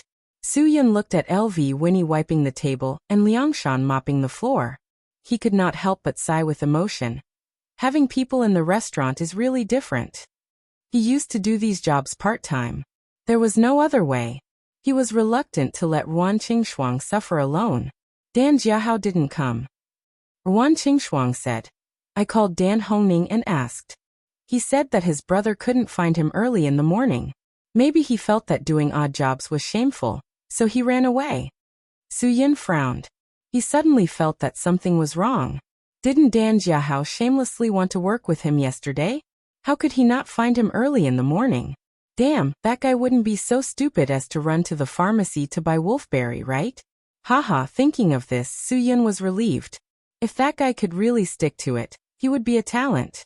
People were not afraid of having no ability, but they were afraid of having no perseverance. If there was a will, there was a way. Don't worry about him. Maybe he will come back in a while. Su-Yin grinned and said, Today, I will be a waiter. Haha, Shanzi, the kitchen will be completely handed over to you. Brother Yun, you can rest assured, Liangshan said confidently. The morning's leisure lasted until about 11 o'clock. Customers began to appear one after another. Su-Yin and LV Winnie started to get busy. Ruan Qingshuang sat at the front desk and collected money easily. She really didn't expect that the medicinal cuisine restaurant would become like this one day. Su-Yun's first day as a waiter was fruitful. Just after 12 o'clock in the afternoon, a girl came into the restaurant. She was 1.7 meters tall. Her tight clothes made her whole body look curvy. Her delicate face and high-tied ponytail made her look as pure as snow. With a childish face and curves, she was definitely a young man killer. Excuse me, is this the #1 medicinal cuisine restaurant in Wenhui district? Ponytail's smile was so sweet that even Ruan Qingshuang was amazed. Of course, Su-Yin wouldn't let go of serving such a goddess. He quickly went up and said, Yes, it should be called the #1 medicinal cuisine restaurant in Hudong City. Pretty lady, I'm afraid you're not a local, right? Everyone knows you. Ponytail was still smiling. It's my first time eating medicinal cuisine. Give me some recommendations. Don't be too expensive. Su-Yin pointed to a window seat and gestured for her to sit. Pretty lady, come and have a 20% discount. As soon as he said that, A few regular customers of the medicinal cuisine restaurant started to joke. Lady boss, look at your boss. He gives a discount whenever he sees a pretty lady. Why don't we, the regular customers, get a discount? Then today is the discount day. Everyone gets a 20% discount. Ruan Qingshuang smiled and said generously. Fortunately, Guoguo wasn't here. Otherwise she would go crazy. 20% discount for everyone? Based on the current income of the medicinal cuisine restaurant, that would be a loss of thousands. Su Yun shouted to Liang Shan, who was in the kitchen, Shanzi, give this beauty a dish of steamed eel with celery and black pepper, steamed yam with old duck, and a dragon bone winter melon jade pillar soup. The treatment of a beautiful woman was indeed different. Su Yun had no choice. He just wanted to give it to her. For some reason, he felt a sense of familiarity from this ponytailed girl. He couldn't pinpoint what kind of familiarity it was, but he was sure that it wasn't because of his lower body that he was so interested in her. Thank you. Ponytail smiled. She thought that the service here was pretty good. She didn't expect that the female police chief Chen mentioned would live in a place like this. It should be pretty interesting. Ponytail looked through the glass at the square opposite the medicinal cuisine restaurant. She didn't expect Hudong City to be such a good place for hidden talents. Suddenly her phone rang. It was Azure Dragon. Ponytail picked up the phone without hesitation. What's up? I'm in the Wenhui district. I'll be there after dinner.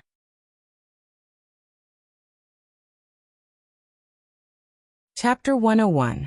Of course, Su Yun wouldn't allow anyone to say anything bad about what he did.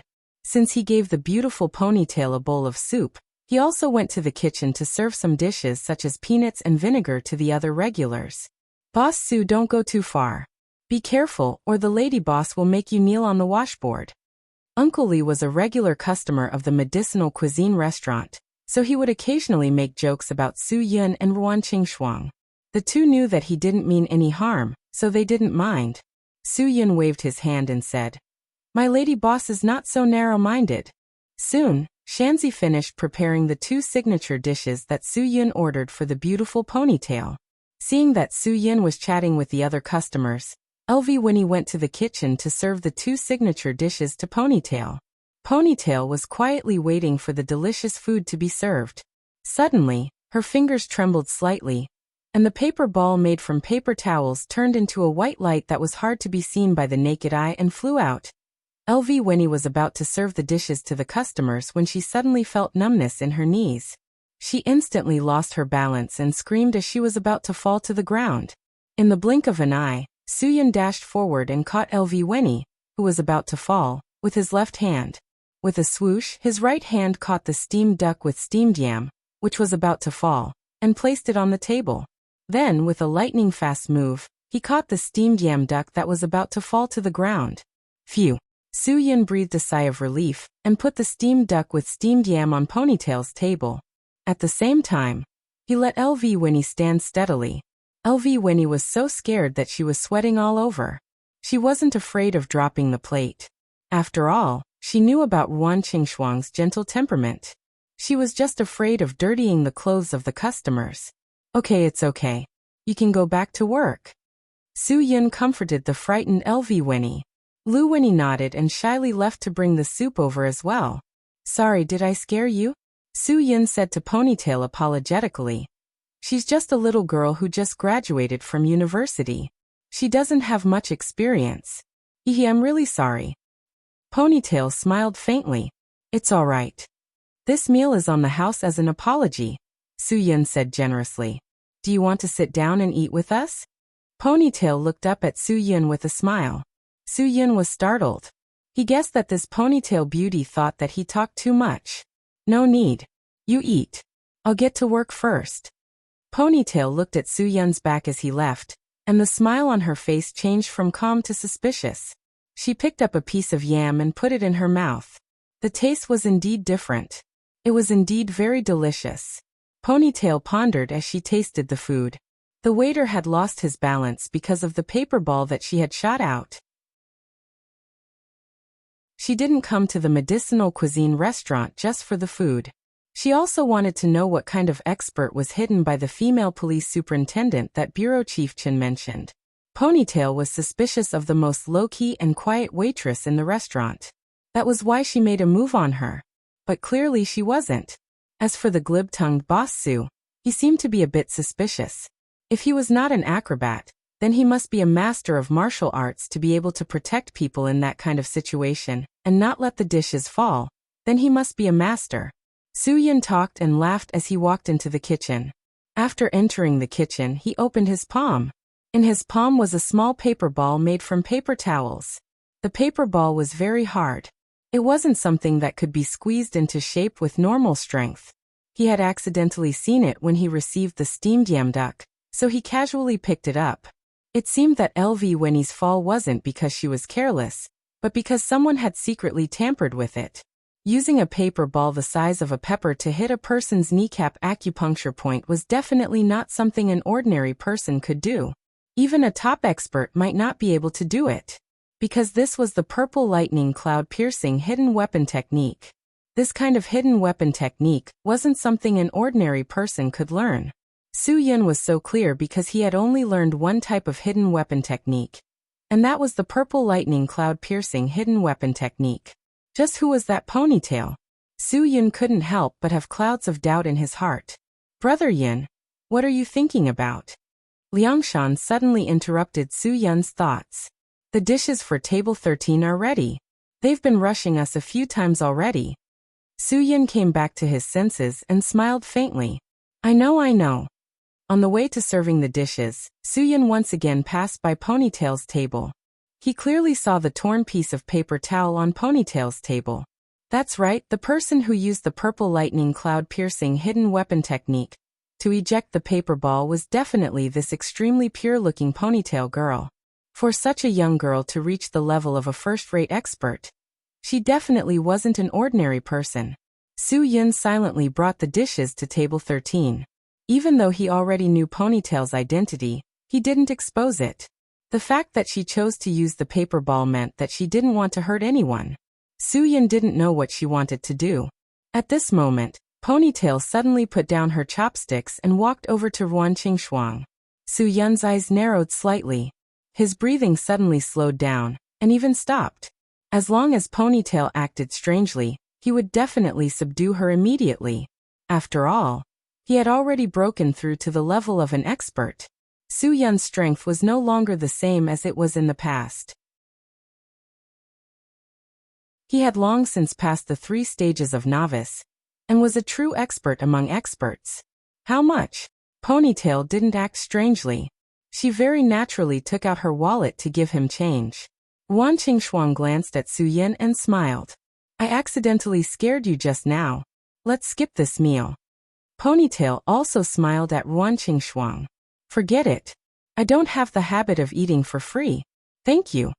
After saying this, Ponytail took out 100 yuan and placed it on the table. I think this should be enough. There's no need for that much. Ruan Qingxuang hurriedly said. Ponytail wasn't stingy with her praise. Keep the change. Thank you for letting me eat such delicious medicinal cuisine. Soo-Yun had already walked over. Sorry, we don't have the habit of asking for too much money. 50 yuan should be enough. I'll come back again tonight. I'll pay in advance. Is that okay? Ponytail said softly. The corner of Soo-Yun's mouth raised slightly, revealing a sinister smile. Sorry, we don't have this function. Also, we don't welcome guests who waste food. After saying this, Soo-Yun pointed at Ponytail's table. There were a lot of leftovers from the 2 dishes, and only half a bowl of soup was drunk. Ponytail didn't continue to argue with Soo-Yun. She directly turned and left. Soo-Yun, what's wrong with you? Ruan Qingxuang felt that something was wrong with Soo-Yun. In the beginning, he was very polite to Ponytail. Why did he suddenly speak with needles? Soo-Yun realized that Ruan Qingxuang was still there. He laughed dryly. Nothing. I just feel that this kind of young lady doesn't know how to cherish food. She ate a few mouthfuls and then stopped eating. It's too wasteful. She doesn't even know how to take it away. Maybe she doesn't like to eat medicinal cuisine. Ruan Qingxuang smiled helplessly. Although she didn't like guests who wasted food, it was difficult to eliminate this kind of people. Fortunately, the people who came here weren't particularly wasteful. The ones who really wasted food were those corrupt officials. The place where food was wasted the most was the banquet. Su Yun certainly wasn't angry about the wasted food. Compared to those corrupt officials who spent tens of thousands of yuan for a meal and a bottle of wine, this was nothing. At this time, Dan Jiahao suddenly pushed the door and came in. The moment he entered the medicinal cuisine restaurant, his whole body seemed to be paralyzed. Ruan Qingshuang was shocked. Why did this guy suddenly come? Huff, huff, water. Dan Jiahao's throat was smoking, and his voice was hoarse. Winnie hurriedly poured a glass of water and brought it to him. This guy didn't hesitate and directly gulped it down. After drinking 3 glasses of water in a row, the first thing he said was that he wanted to drink water. After drinking 3 glasses of water in a row, he finally felt comfortable. Are you learning from Kwafu chasing the sun? Su Yun frowned and asked, look at the time. Don't you have to work? Dan Jiahao looked wronged and raised the bag of wolfberry in his hand. Brother Yin, you told me to go to Deming Pharmacy in the Central District to buy wolfberry every day. You said that if I insisted, you would take me as your disciple. You believe everything I say? I said that I would only take you as my disciple if you shot down the moon. Would you do it? Su Yun was speechless. Shooting down the moon is something I can't do. Of course I won't do it. But I can do it, Dan Jiahao said seriously. Su Yun pointed at the clock on the wall. See, the medicinal cuisine restaurant is ready to open at 10:30 a.m. every day, but you only come at 12:30 a.m. You are an odd job worker. Coming at this time is the same as not coming. I don't want you to come to work just to buy wolfberry. Dan Jiahao didn't get angry, nor was he in a hurry. Brother Yin, I understand. I will buy wolfberry tomorrow at 9:30 a.m. and come to work at the medicinal cuisine restaurant. Damn, Su Yin was speechless. This guy was really working hard. Okay, if you can do it, I won't stop you. Su Yin was too lazy to care about him. Come at 9:30 a.m. to wash the vegetables and prepare the ingredients. You also have to sweep the floor and wipe the table. Doing odd jobs, you have to have work in your eyes. Dan Jiahao stuffed the wolfberry into Su Yun's hands and went into the kitchen without saying anything. It was as if all his tiredness had been swept away. Ruan Qingshuang couldn't bear to see him like this. Su Yun, isn't this a bit too much? Su Yun smiled faintly. Kids at this age do things like this. After 3 days of enthusiasm, he will quit after a few days. Don't worry, he won't die. Suddenly the phone rang. Su Yun hurriedly picked it up. It was Guogua calling to say that she wouldn't be coming back for dinner. Miss Su invited her and Cho Yun to eat at the buffet. Buying a buffet coupon for 3 people would get 1 free, so Guogua asked Su Yun if he wanted to come. Originally, Su Yun didn't plan to go, but Ruan Qingshuang asked him to go. In any case, the restaurant didn't lack manpower. But even so, Su Yun still didn't plan to face Cho Yun. After all, when he left in the morning, he caused a little panic. Cho Yun probably hadn't forgiven him yet. But suddenly, Su Yun heard a familiar voice coming from the phone. Xiaoran, what a coincidence. I didn't expect to meet you here. Hehe, is this beauty your friend? Aren't you going to introduce her to me?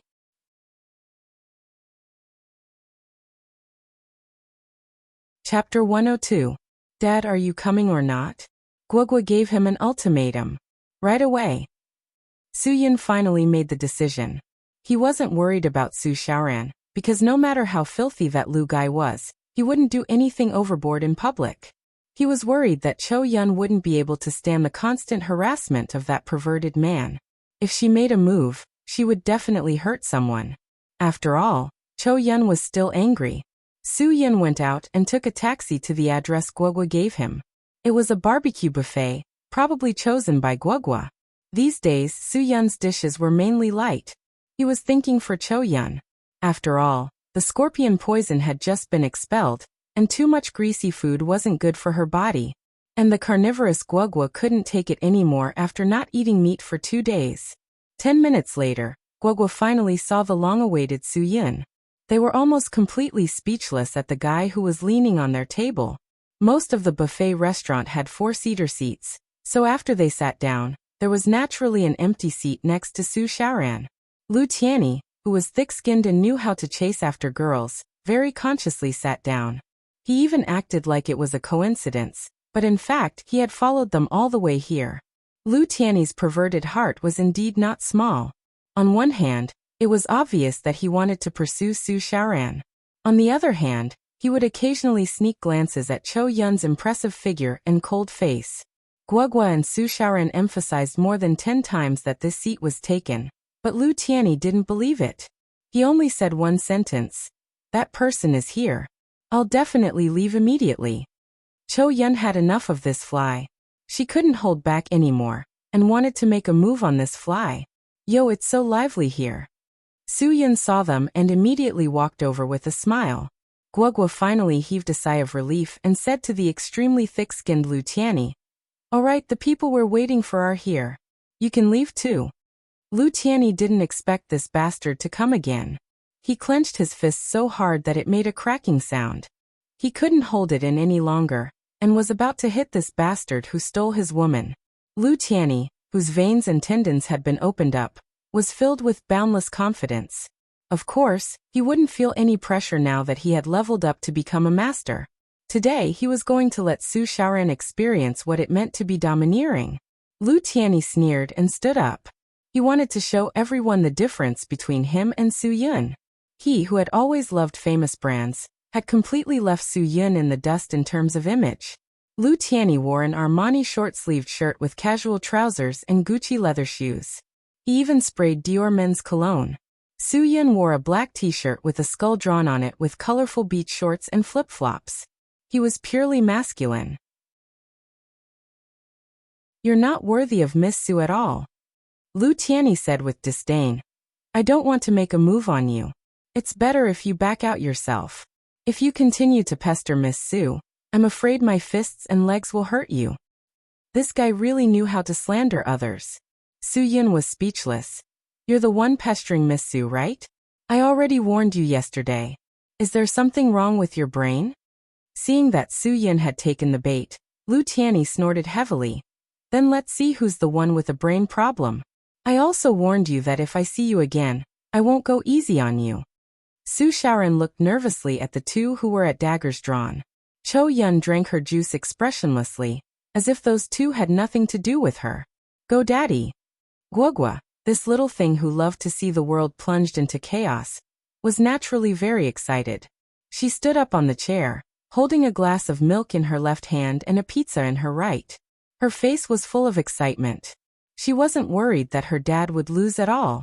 The smell of gunpowder in the buffet restaurant was extremely thick. Lu Tianyi suddenly exploded, and with a thunderous strike, he kicked a table over with one leg. The surrounding customers all moved out of the way, and some even stopped eating and left the scene quickly. Su Xiaoran was so shocked that her eyes almost popped out.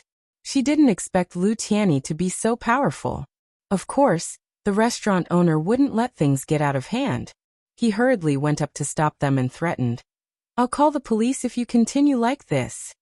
Lu Tianyi sneered and threw his wallet to the restaurant owner. "No need to call the police.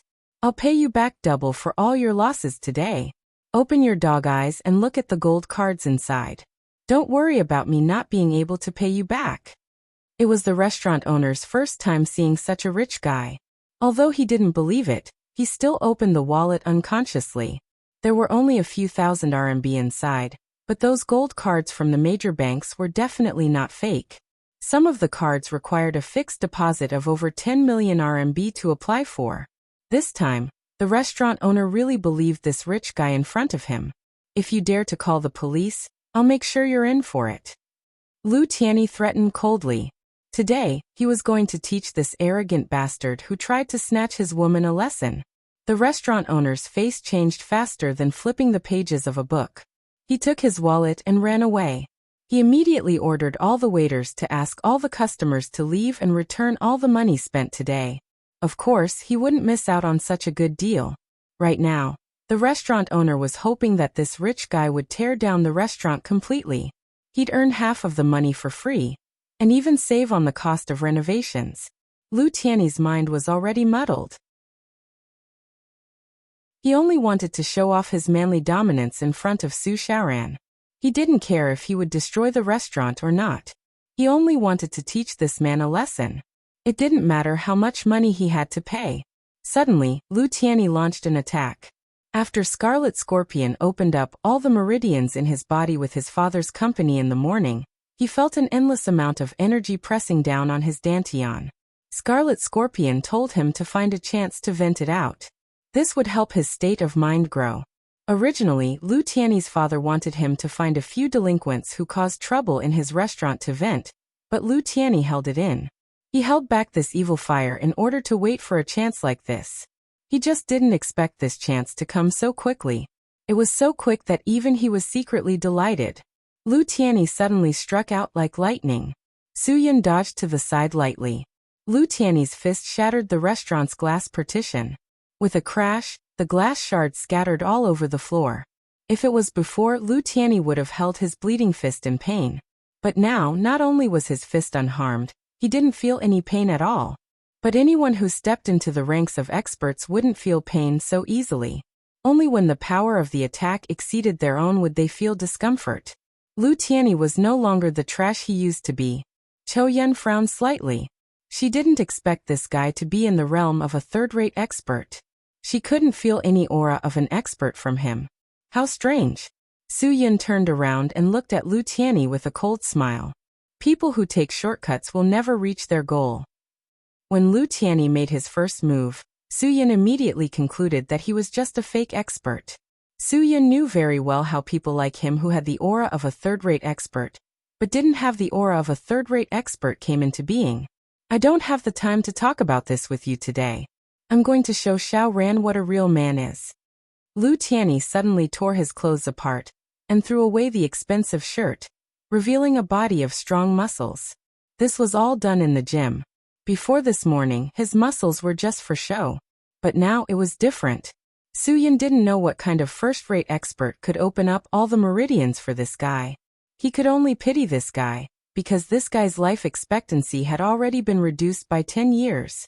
It was impossible to reach a state of mind that wasn't achieved through one's own breakthrough. Anyone above the level of a first-rate expert should know this. The state of mind was a proof of one's growth. If one didn't reach a certain level of strength, and the state of mind was forced to reach that level, it would often cause great harm to the person. This kind of method where a first-rate expert forcefully opened up all the meridians to reach the realm of a third-rate expert wasn't recognized at all.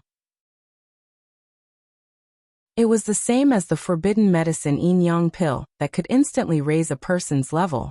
But looking at Lu Tianyi's excited look, it seemed that he didn't know what kind of exchange price he had to pay to reach this state in such a short time. Because no one told him the side effects of all this. Lu Tianyi's evil fire exploded, and he couldn't stop at all. He was like a mad beast, turning the buffet restaurant upside down. From the seats to the ceiling, from the ceiling to the partitions, and from the partitions to the floor. There was almost no place that he didn't destroy. The restaurant owner was already dumbfounded. He couldn't believe that someone could break the floor tiles with their fists. His hand holding the wallet was already trembling. He was starting to wonder if he would live to swipe the credit card in the wallet. Yet, not a single one of Lu Tianyi's ferocious attacks hit Su Yun. Su Yun's feet didn't even leave the ground, and he used simple dodging to neutralize all of Lu Tianyi's attacks. After all, Su Yun, who was promoted to a high-level expert, was on a completely different level from a third-rate expert like Lu Tianyi. It could be said that the difference was like heaven and earth. After a series of crazy attacks, Lu Tianyi finally realized that something was wrong. The guy in front of him didn't even fight back, and he had already used up a lot of stamina. Just as Lu Tianyi was in a daze, Su Yun suddenly exploded. Su Yun suddenly grabbed Lu Tianyi's shoulders with both hands, and violently threw him towards the wall. Lu Tianyi crashed into the wall with a clang, the pain of broken bones coming from his back. He was shocked that his 180 kilograms weight was thrown away so easily. After all, Lu Tianyi had just become an expert, and his pride was much higher. He couldn't accept it at all. After he got up, he quickly threw a punch at Su Yun's left cheek. Su Yun used the momentum to press down with his left arm, blocking Lu Tianyi's fist directly. His right hand formed a fist, and 3 consecutive heavy punches landed on Lu Tianyi's chin like thunder. Lu Tiany's head buzzed for a moment. Before he could fight back, Su Yin threw him over his shoulder and smashed a table into pieces. Following that, Su Yin lifted Lu Tiany with both hands and threw him towards the ceiling. This guy said that he would pay for it, so what was there to be afraid of? Lu Tiany's weight of over 180 kilograms smashed 2 LED light boxes on the ceiling before falling heavily to the ground. He had completely lost the domineering aura he had a minute ago. He was like an old dog that had lost its home, lying at the corner of the wall, gasping for air.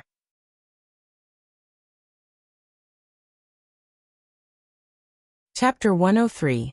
From beginning to end, Cho Yun didn't look at the two people fighting. From the moment that thick-skinned man declared war on Su Yun, she knew that this guy was dead for sure. She was clearer than anyone about Su Yun's current terrifying strength.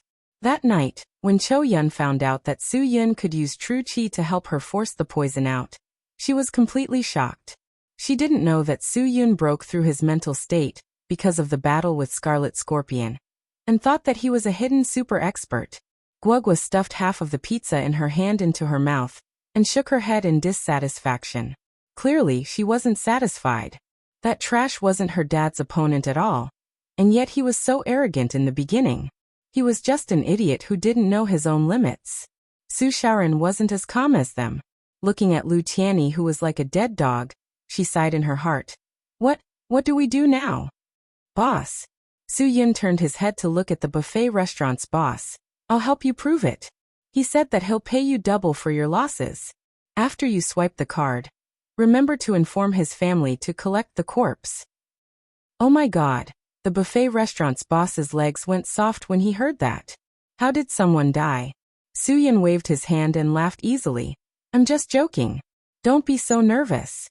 The buffet restaurant's boss didn't dare believe the guy in front of him, but he didn't dare call the police. He could only wait for this beast to leave. He felt that there were surveillance cameras in the restaurant, so they couldn't escape. Thinking of this, the boss couldn't help but look at the cameras. He didn't know when, but when he looked, he was shocked. Every camera had a chopstick stuck in it. It was simply destructive damage. Miss Su, I'm done eating. When are we leaving? Guogwa wiped her mouth. This guy knew when to slip away. Su Shaoran didn't have any appetite.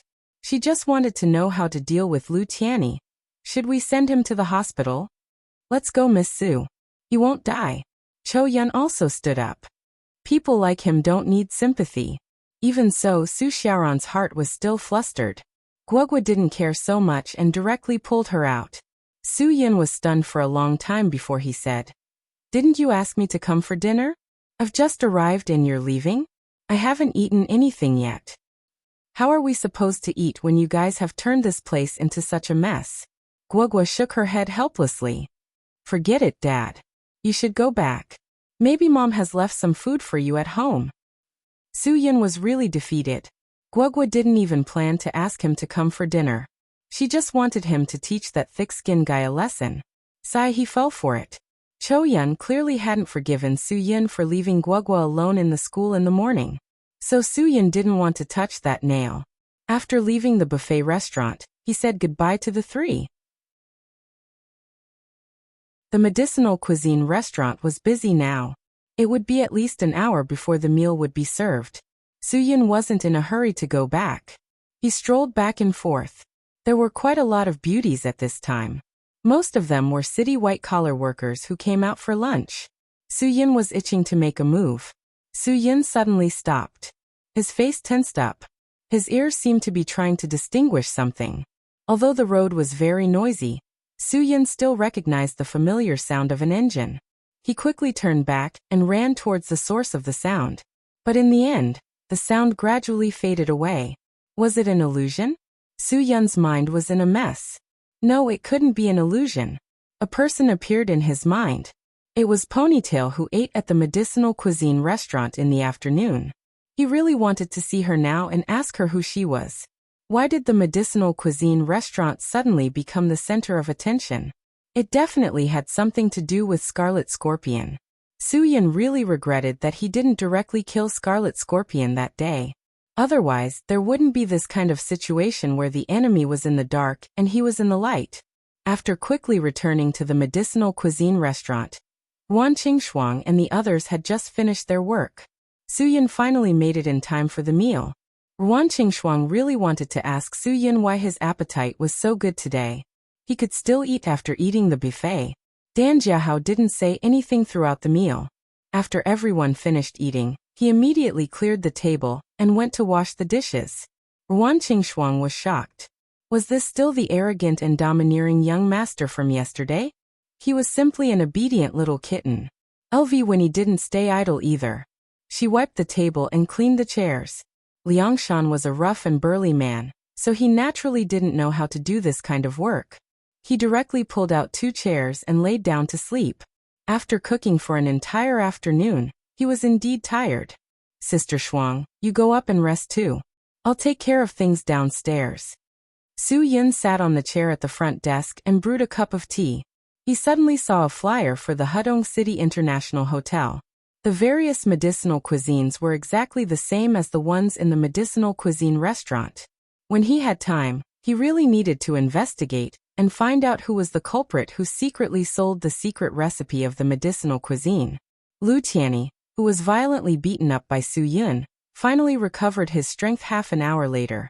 Although he took a shortcut, he was still an expert who had opened up his meridians. He wouldn't go to the extent of being hospitalized because of some superficial injuries caused by punches and kicks. When Su Yun taught him a lesson, he didn't really use any strength. He didn't use any true qi or internal strength at all. If he really hit him, Lu Tianyi probably wouldn't be able to take a single punch. The restaurant owner was just thinking about how to deal with it when he saw this heavily injured person suddenly stand up. He jumped in fright. Lu Tianyi's eyes shone. Even if you beat him to death, he didn't expect that the opponent was also an expert. Fortunately, he didn't touch him before, or else he would be dead for sure. Of course, he wouldn't let this matter go just like that. Now that he had a first-rate expert behind him, why would he be afraid? He couldn't swallow this anger no matter what. He originally wanted to show off in front of Su Xiaoran, but unexpectedly, not only did he not show off, he even lost so much face. Are you okay? The restaurant owner carefully asked. Lu Tianyi waved his hand impatiently. How much do you want to pay? Don't King dawdle in front of me. The restaurant owner didn't expect him to be someone who wouldn't go back on his word. He didn't have time to calculate. He presented his wallet to Lu Tianyi while saying, 200,000? Lu Tianyi didn't say anything else. He took out a gold card and swiped it to the restaurant owner, then quickly turned and left. He drove straight to find his master. When the disheveled Lu Tianyi stood in front of his father, Lu Sheng, and his master, Red Scorpion, Lu Sheng almost spat out his tea. How could his son, who had already become an expert, be beaten up so miserably? Red Scorpion couldn't help but frown. Could there be other experts in a small city like Hudong? This made him very surprised. After all, those who could reach beginner level wouldn't be willing to stay in a small city like this. They would all break their heads to make a living in a big city. What happened? Lu Xing said with a face full of shock. Who beat you up like this? A bastard stole my woman. Dad, I can't let this go. Lu Tianyi said indignantly. Lu Xing was furious. Woman, do you think of anything other than women every day? You actually made yourself like this for a woman. Can't you be a little more mature? Lu Tianyi was also furious. Dad, I don't care. I like that woman. I want her. I won't marry anyone else but her in this life. This is true love. You have to let me have her. Are you trying to piss me off? Lu Xing really didn't know what sins he had committed in his past life to raise such a disappointing and unfilial son. Lu Tianyi's face was stubborn. He had no intention of giving in. Red Scorpion asked curiously. Tianyi, you're saying that the guy who stole your woman beat you up like this? Yes. Lu Tianyi seemed to have found a life-saving straw when he heard Red Scorpion speak. Master, you have to help me. That person must be an expert. I knew it the moment he attacked. I'm no match for him at all. Red Scorpion laughed coldly. Of course he knew. People like Lu Tianyi who used shortcuts to enter the ranks of experts were the lowest type of experts. Their abilities could only make people speechless in the eyes of ordinary people. Among experts, they weren't even worth looking at. Master, you have to help me, Lu Tianyi said through gritted teeth. Red Scorpion smiled faintly. Women's matters naturally have to be settled by themselves. It's meaningless for me to take action. Lu Tianyi felt a wave of disappointment. But I can't beat him. Red Scorpion's face was filled with a sinister expression. Must you fight? Avoid the brunt of the attack, and take away the woman you want when he's not around. Don't you know how to force yourself on her? Wait until the rice is cooked. Tell the opponent then. This is the best punishment for the opponent. Lu Tianyi's face paled. Master, you want me to force? Yes. Red Scorpion didn't wait for Lu Tianyi to finish and interrupted. If a man wants to succeed, he must do whatever it takes. It's not that I don't want to help you, but I can't help you forever. I need to teach you how to do things. This is called a great man without poison. Lu Tianyi still couldn't accept the matter of forcing Su Xiaoran. After all, he didn't treat Su Xiaoran the way he treated the other women in the past. What if she swears to die and refuses? What if she sues me? She's not that kind of girl. She won't give in so easily. Red Scorpion laughed coldly. That will depend on whether or not you can capture the person she wants to protect the most. When a person is threatened, they will obey everything. What if you use her family as a bargaining chip? Do you still believe she dares to resist? Tianyi, I don't think you need me to say anything more, right? Lu Tianyi looked as if he suddenly understood. With a face full of excitement, he said, Master, I understand what you mean. Normal people are unable to withstand the pressure of an expert. As long as you display your strength in front of her, and tell her what will happen to her family if she resists. Haha, I guarantee she'll be as obedient as a kitten. Red Scorpion's eyes flashed with a cold light. Although Lu Xing didn't support Red Scorpion educating his disappointing son like this, he didn't say anything due to Red Scorpion's strength.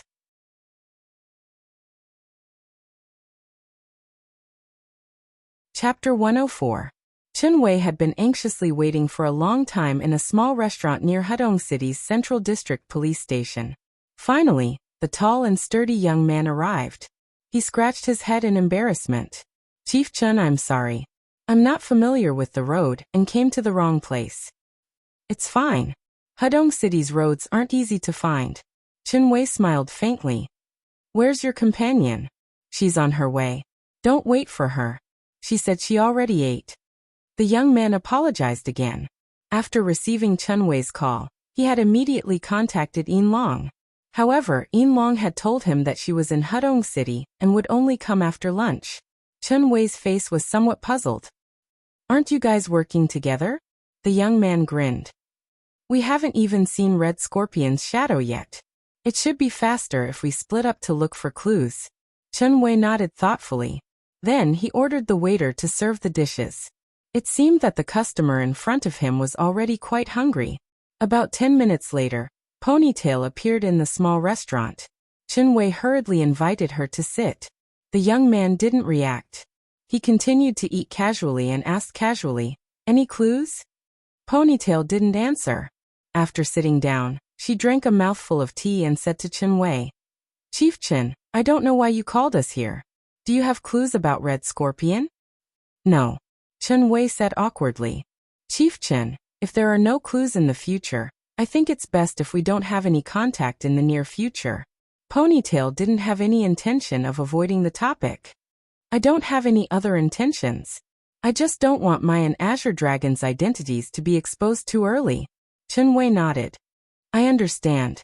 However, I came here this time to say something. I hid something from you guys yesterday, because I wasn't sure. The young man and Ponytail both raised their heads to look at Chen Wei.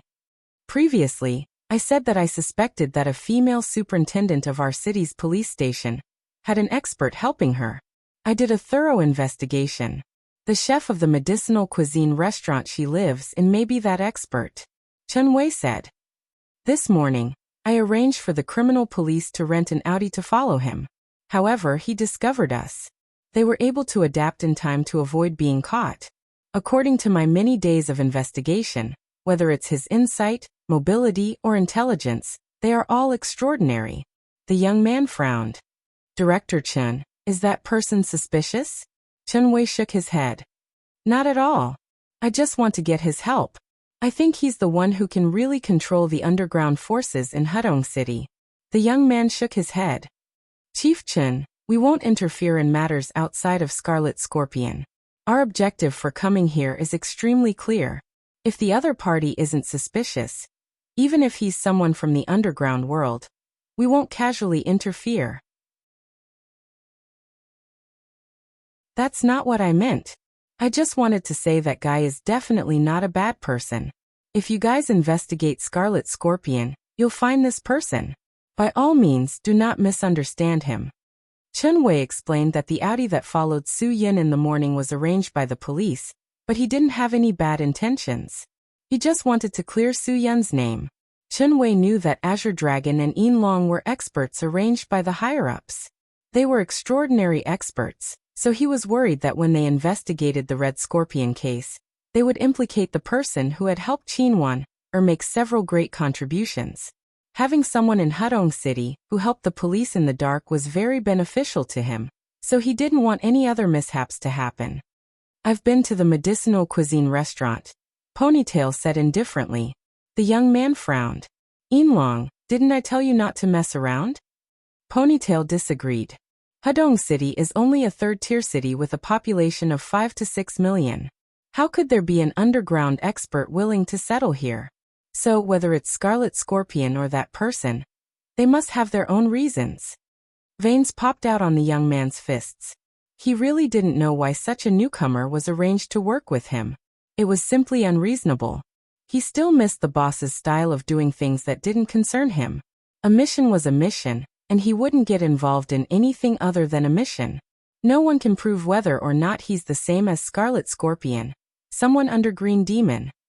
Although Ponytail's voice was low, it was pressing to the heart. The young man's temples suddenly bulged. His face was stern and angry. Yin Long, you should know what to say and what not to say. This time, Ponytail didn't continue to defend herself and immediately fell silent. The young man stood up. Chief Chen, thank you for your kind reminder. We definitely won't meddle in other people's business. We only have one mission, and the target is Scarlet Scorpion. If you have any clues about him, please pass them on to us. We'll take our leave first. Ponytail followed suit and stood up. Then let's eat before you leave. Chen Wei also stood up. The two of them had changed so quickly. Just a moment ago, the young man with the codename Azure Dragon still had a relaxed expression on his face. Why did the ponytailed brat suddenly mention Green Ghost? His expression immediately changed. The young man tactfully declined. Thank you for your hospitality, Chief Chen. I'm already full. Without waiting for Chen Wei to decline again, the young man and Ponytail had already disappeared from his sight. They directly got into the car and quickly left. In the car, Ponytail didn't say a word. She had already realized her slip of the tongue. After a long time, she said indifferently, I'll write a reflection when I get back. The young man said expressionlessly, I'm not the kind of person who likes to snitch. I won't report this matter to the higher-ups. So don't worry. But I'm that kind of person, Ponytail said without the slightest bit of apology. You must have gone to a bar to drink last night, right? I've already sent a report to the instructor. Fuck. You don't have to be so quick to snitch, right? The young man nearly vomited blood. Are you kidding me? Didn't I say that I'm only familiar with Hudong City's roads? How can you be so sure that I went to drink? There's a GPS in the car. Ponytail replied very easily. Last night, after 10:30, the car stopped at Tongqing Road number 18. It didn't leave until 3 in the morning. I've already checked. Tongqing Road number 18 is a bar called Beautiful Night. Am I right? You win. You even keep track of the GPS. The young man was really speechless with his new partner. If it was the old Yin Long, he would have never done this. It was even more impossible for him to snitch. He would have gone to the bar with him a long time ago. Ponytail seemed to read the young man's mind. Sorry, I'm not your former partner. And before I came out, the instructor repeatedly told me that if you went to drink, I must report it. The captain said discipline. If you violate the rules, I will definitely report it. The young man was speechless. That bastard Ing Long. Boss has only been gone for a year, and this bastard really thinks he's the boss. Newbie, let me tell you, there's only one boss in the Dragon Fury team. Even if the boss is gone now, he's still the only instructor, the only captain. You better not use Ing Long to pressure me. He's not qualified to control me. The young man looked a little irritated, and unknowingly sped up the car. Ponytail didn't say that she didn't know the history of Dragon's Fury. She only knew that she was the first female member of the Dragon Fury team, and that all the members of Dragon's Fury were abnormal existences. The weakest were at the peak of second-rate experts, and people who were about to break through to the first-rate realm. The Dragon Fury team was the sharp blade of the Dragon Squad. Only the sharpest elites of each department had the opportunity to enter the Dragon's Fury team and receive more severe training and more dangerous and cruel missions. Ponytail had only joined the Dragon Fury team for half a year. The only instructor she knew was Ing Long, the only man in the Dragon Fury team who stood at the peak of the 9th rank. She had also heard of another boss from many people. Although she hadn't seen that person, the people of Dragon's Fury didn't seem to be particularly convinced of Ing Long. Many times they would compare Ing Long with that boss. Half a year after entering Dragon's Fury, the ponytailed girl had broken through from a second-rate expert to a first-rate expert. She had also finally received everyone's recognition and was given the title of Silver Dragon. It was said that the previous owner of this title was a martyr who had achieved outstanding military service, so she respected this title very much. She felt that she deserved this title and was especially honored. Later on, she met Azure Dragon, who was Ing Long's partner. Azure Dragon had a sloppy personality and often talked back to the instructor, but the instructor couldn't do anything about it. She was very curious as to why this kind of person could stay in the Dragon's Fury team. However, during a group mission, she saw Azure Dragon's terrifying strength and understood why he existed in the Dragon Fury team. Although they were both first-rate experts, she was only a first-rate expert of the first rank, and Azure Dragon, who was above the 5th rank, was still far away. Later on, she no longer rejected this partner. Especially when Azure Dragon's companion's life was in danger, he erupted with a terrifying aura. It was something she had never imagined. Perhaps this was the commonality of every member of the Dragon Fury team. Every one of them was the same. They could accept their own death, but they absolutely couldn't accept watching their companions fall.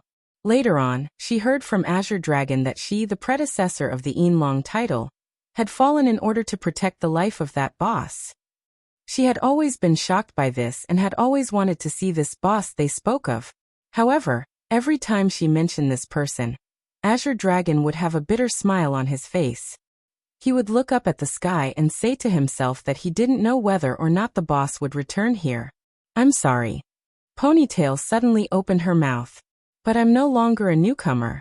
You should trust me. The youth didn't expect her to apologize. He helplessly smiled bitterly. There's nothing to be sorry about. I'm just not used to Shadow Dragon's control.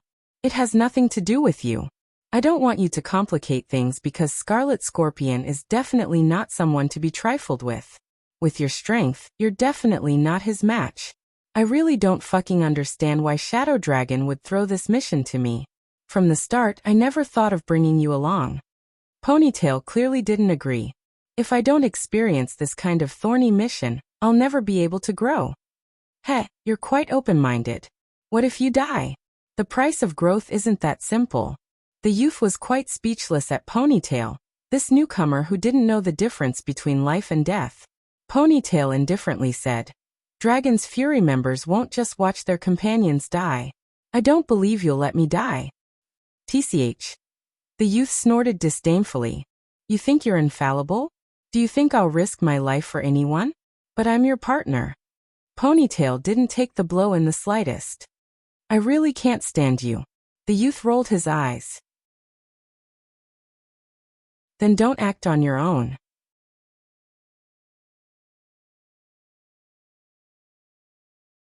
Chapter 105. When school ended in the afternoon, Su Xiaoran offered to send Guogua and Chou Yun home, but Chou Yun rejected decisively. She wasn't as oblivious as Su Yun. Guogua was very obedient and followed Cho Yun to take the bus. Su Xiaoran knew that Guogua's sister had always been as cold as ice, so she didn't force it. She stuck out her tongue and drove away from the school. With Su Yun following her a few times, Su Xiaoran was much more skilled now and returned to the neighborhood in less than 20 minutes. However, just as Su Xiaoran got out of the car, a domineering black Grand Cherokee blocked her way. Su Xiaoran was stunned and quickly recognized that it was Lu Tiany's car. Lu Tiany got out of the car with a smile. He had changed his clothes, and other than some bruises at the corner of his eyes and mouth, he didn't look like he did in the afternoon. Su Xiaoran couldn't help but be surprised. This guy recovered so quickly. In Su Xiaoran's mind, people who were beaten up like that would be hospitalized for 3 to 5 days at best, and who knew how many ribs would be broken if it was serious. Although Lu Tiany's face had some light injuries, there didn't seem to be anything wrong with his body. "Teacher Lu, are you okay?" Su Xiaoran was too kind after all. Even if she hated Lu Tiany's harassment, she didn't stop asking. Lu Tiany smiled.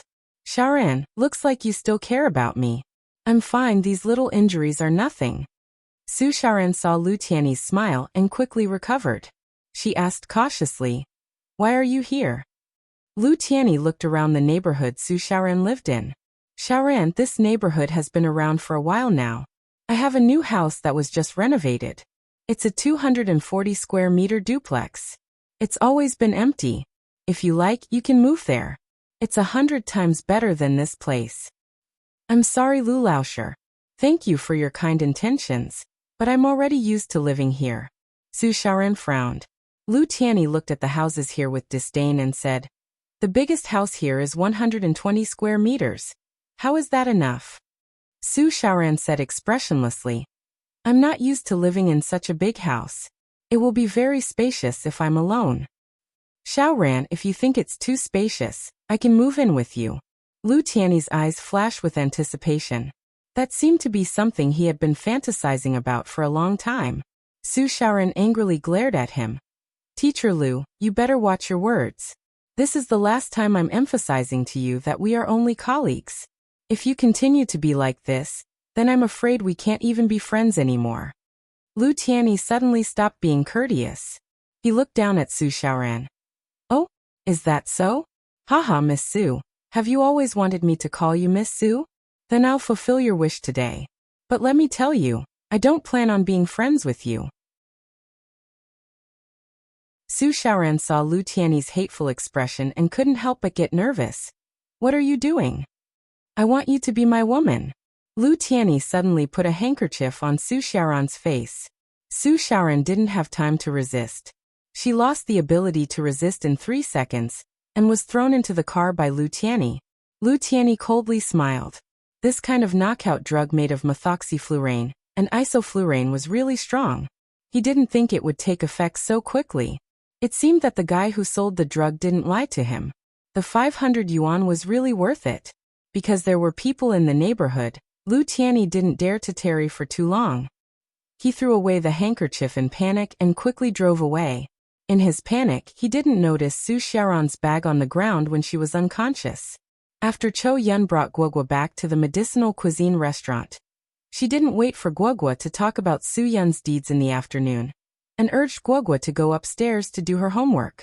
It was then that Guogua suddenly thought of something. "Shit, I left my bag in Miss Su's car."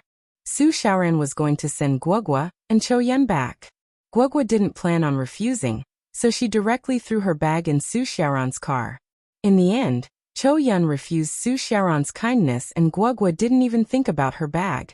Now that she was back and had to do her homework, Guogua realized that she was missing something. "Ah, are you sure?" Ruan Qingshuang said as she took out her phone, and was about to call Su Xiaoran to confirm. Guogua was very sure it's in Miss Su's car. Ruan Qingshuang rubbed Guogua's head as she made the call. She even said to Guogua, "Don't worry, if it's in Miss Su's car, Mom will go get it for you." Su Yun chuckled and looked at Ruan Qingshuang who was making the call. "Just ask Miss Su to send it over. We'll just take care of the food. It's rush hour right now. The bus will be crowded to death. I really need to ask them to get me another car." "No one's picking up." Wan Qingshuang waited until the busy tone, then dialed again. This time someone picked up, but it was a man's voice. Hello. Wan Qingshuang was stunned. I'm looking for Su Xiaoran. Who is this? I'm from the security office of Yuping Community. This phone was found in a bag in the community. If you know the owner, then find a way to inform her. I think she should be the owner here. The man on the phone said, the owner's phone is encrypted. We can't contact her acquaintances. Since you called, then you can help. Okay. Wan Qingshuang hung up the phone, and then explained the situation. Cho Yun looked indifferent, and went upstairs directly. She definitely wouldn't do such a thing. Now that the medicinal cuisine restaurant was full, she didn't need to be a waitress anymore. I'll go. Where's her house? Su Yun said. I can only knock on her door. We don't have any other way to contact her. Guogua took the initiative and said, Room 808, Unit 2, Building 16, Yuping Community. Su Yun wrote down the address and left. 10 minutes after Su Yun left, Wan Qingshuang saw Ponytail from Noon walk into the medicinal cuisine restaurant. Hello, you're here again. What do you want to eat tonight? Anything. Ponytail smiled slightly. She still sat in the same seat as she had in the afternoon. She glanced at the crowd and found that the person she was interested in was not there. Su Yun knocked on the door of 808 for a long time according to the address given by Guogua. Miss Su? Is Miss Su here? If she is, open the door. In the end, Miss Su didn't come out but knocked on the door opposite. The fat auntie on the other side impatiently said to Su Yun, I say, young man, are you done? If she's at home, she'll come out. She's obviously not home. Why are you still knocking? I'm sorry, auntie. May I ask, is the person on the other side Miss Su Xiaoran? Su Yun was puzzled. Of course it is. If it wasn't, I would have come out to tell you. Although the fat auntie was impatient, she was indeed a kind person. Su Yun frowned. He saw the car downstairs, which obviously meant that Su Xiaoran was back, but why wasn't she at home? Since he couldn't find her at home, Su Yun went directly to the reception room. Sure enough, he saw Su Xiaoran's bag. After he explained to the guard, he asked the guard to take him to the place where he found the bag. The place where he found the bag was right next to Su Xiaoran's car. This made Su Yun's mind even more suspicious. How could this be? Inadvertently, Su Yun found a handkerchief. It was very new. Most people use paper towels these days. Those who used handkerchiefs were very old people. Those old people obviously wouldn't have such a clean handkerchief. They wouldn't be willing to use such a clean handkerchief. Su Yun picked up the handkerchief with doubts. Suddenly, a smell like ether drilled into his nose. Su Yun hurriedly held his breath and threw the handkerchief away. This handkerchief was obviously soaked in isoflurane. Su Yun was very clear that isoflurane was a drug used in various operations to anesthetize the body and half of the body. If this thing was used on a handkerchief, it would obviously have the effect of a knockout drug. This is bad. Su Yun's mind came up with a terrible idea. Is there a surveillance camera here? The guard frowned. The surveillance camera here is not turned on.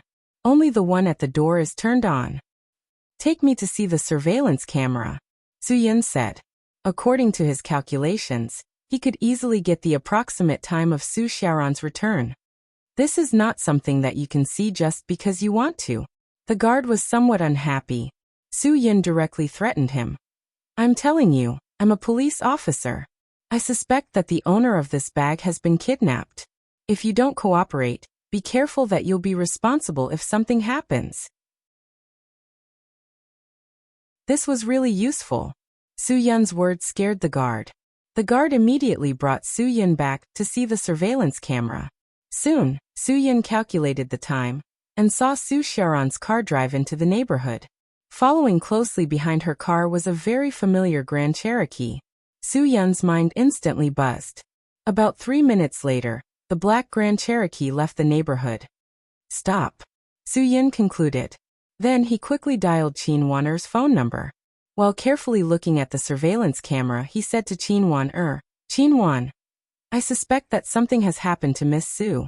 Can you contact the traffic department and help me check a Grand Cherokee that drove out of Yuping neighborhood? The license plate number is River A63. The surveillance camera in the neighborhood is not clear. I can't see the license plate. The car is black.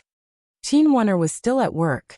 After hearing this, she was a little confused. Soo-yin, are you kidding me? I'm still at the police station. I'll bring someone over immediately. It's fine if you send the police. I'm just speculating. If it's true, it will be too late by the time you send the police. You cooperate with me. I won't let anything happen to Miss Sue. Soo-yin was still confident.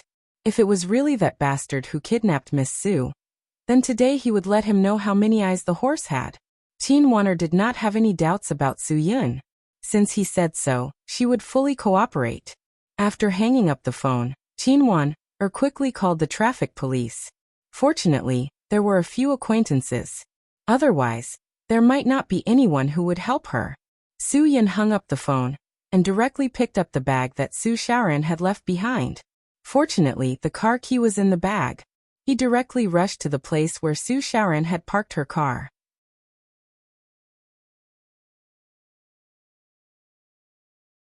Chapter 106. The security captain, who didn't know what had happened, just came back from a walk.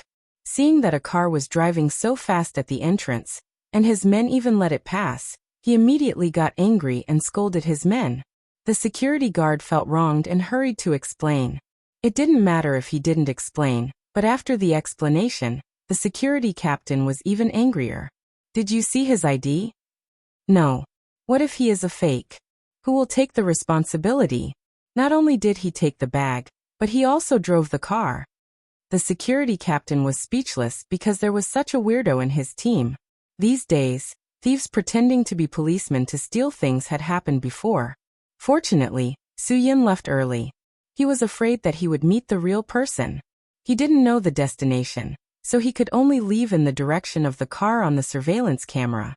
When he reached the intersection, Soo-yin, who had no idea, could only guess the direction by his intuition. Fortunately, Chin Wonner's investigation speed was fast enough. She soon found the surveillance camera along the way.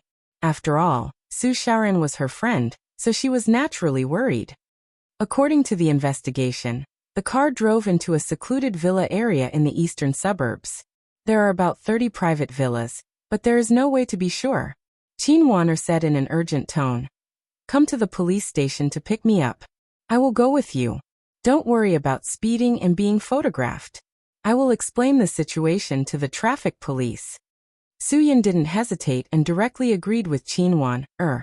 At this time he wouldn't think that she was a burden. It would be more convenient to take a police officer with him to break into the villa area. At least, he could go in openly without being looked down upon by the property managers or security guards in the villa area. Moreover, he didn't need to take a detour to the Wenhui District Police Station where Chin Wonner was. He stepped on the accelerator, and the car, known as a steel cannon, rushed out beautifully. Anyway, Chin Wonner would explain that she was helping the police to solve the case. Soo-yin didn't need to waste time. The sooner he arrived, the sooner Su Xiaoran would be out of danger. Soo-yin arrived at the Wenhui District Police Station 5 minutes later. Chin Wonner was already waiting at the door. When she saw Soo-yin, she quickly got into the car. Without waiting for her to sit down, Soo-yin stepped on the gas and rushed out. Chin Wonner believed in Soo-yin's driving skills because of the incident where he had driven the Shenlong Fukong to chase after the Mercedes-Benz. To be able to use that kind of car to chase after the Mercedes-Benz and drive until the cylinder burst, this guy was simply a professional racer. Soo-yin was flying fast. Chin Wonner was afraid to disturb him, so she did not ask him why he had made such a decision. An average speed of 150 to 60 miles per hour was no small matter. Chin Wonner was so nervous that her heart almost jumped out of her chest. After Lu Tianyi brought Su Xiaoran home, he quickly tied her to a chair. He was not in a hurry to do anything. He poured a glass of whiskey and sat on the sofa, quietly waiting for Su Xiaoran to wake up. Conquering a woman while she was unconscious couldn't satisfy Lu Tianyi's mentality at all. If they were talking about idols, he admired Mr. Chen's kind of guy who got girls to come to him to take pictures as a souvenir, and despised Li Something Rui's kind of guy who relied on drugs to knock her out. Lu Tianyi didn't want to be the latter, so he was waiting. although his nature was already the latter's kind of useless behavior. Su Xiaoran finally woke up after being unconscious for an hour. She weakly opened her eyes and looked around blankly. She was confused. Where is this? Suddenly, a laughing voice from behind gave Su Xiaoran enough shock. Xiaoran, you're awake? Don't be afraid, this is my home. Lu Tiany's voice sent a chill down Su Xiaoran's spine. She quickly thought of escaping, but just as she was about to struggle, she felt a sharp pain in her wrist. Only then did she realize that she was tied to a chair from her hands to her feet. She couldn't struggle at all. Help! Su Xiaoran's first reaction after realizing her situation was to call for help. Is there anyone? Help! Lu Tiany looked at the struggling and panicking Su Xiaoran, and the smile on his face began to twist. Su Xiaoran's scream made him feel like he was Li Xiaorui. That kind of shame made him feel like his idol, Mr. Chun, was holding a camera and laughing at him. Shout! Shout as loud as you can. Even if you shout until your throat breaks, no one will come to save you. Lu Tiany's twisted mentality was slowly taking shape. Let me tell you, all the rooms here have very good soundproofing. Don't talk about shouting. Even if you fire a gun, no one outside will hear it. And even if someone outside hears it, no one will be a busybody. Su Xiaoran looked around nervously.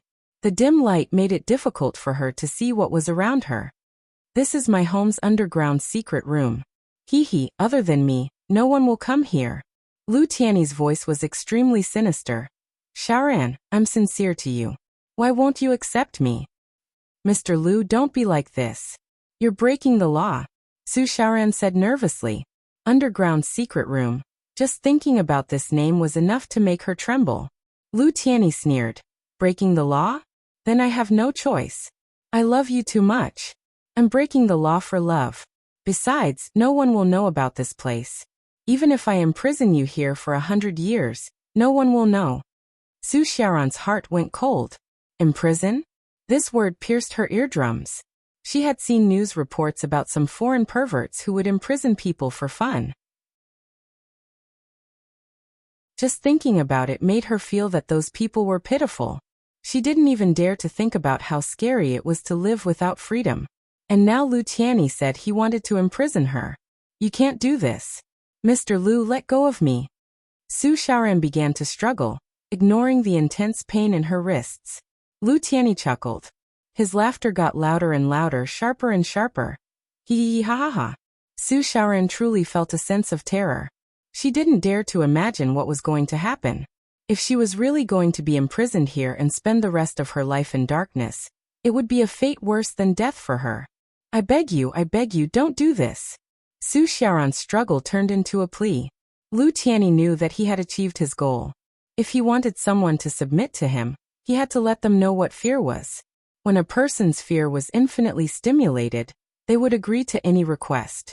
Xiaoran, I don't want this to happen either. If I imprison you, your family will definitely look for you everywhere. I will feel uneasy. Only by sending them all to another world can my heart be comforted. Lu Tiany walked in front of Su Xiaoran and said softly with a smile. What do you think? Su Xiaoran's brain felt as if it was struck by lightning. She didn't think that Lu Tiany's mentality would be so twisted that it would threaten the lives of her family. Don't. I beg you, don't do this. Su Xiaoran's mind started to wander after the huge shock of fear. She kept murmuring don't. Lu Tiany smiled coldly and squatted in front of Su Xiaoran. Of course, you can change all of this. Xiaoran, be my girlfriend. How can I imprison my girlfriend? How can I do anything to my girlfriend's family? What do you think? Don't. I don't want to. Don't force me. I beg you, let me go. Let my family go. Su Xiaoran didn't relent in the end. Lu Tiany's chest tightened. He didn't understand how he wasn't good enough for her. Why would Su Xiaoran reject him again and again? Even when she was in a desperate situation, she still rejected him. If she wanted money, he had it. No one in Hudong City was richer than his family. If she wanted looks, he had that too. Lu Tiany, who inherited his mother's looks, could be considered handsome. Plus, he spent a lot of time in the gym, so his body was very well maintained. How am I not good enough for you? Lu Tiany roared. Su Xiaoran was trembling in fear. Other than begging, she didn't know what else to say. I beg you, let me go. Impossible. I will imprison you for the rest of your life. You will live in this basement for the rest of your life. Forever. You didn't hear wrong. Lu Tianyi roared. Unless you agree to my request, I won't let you go. I won't let your family go either. Help?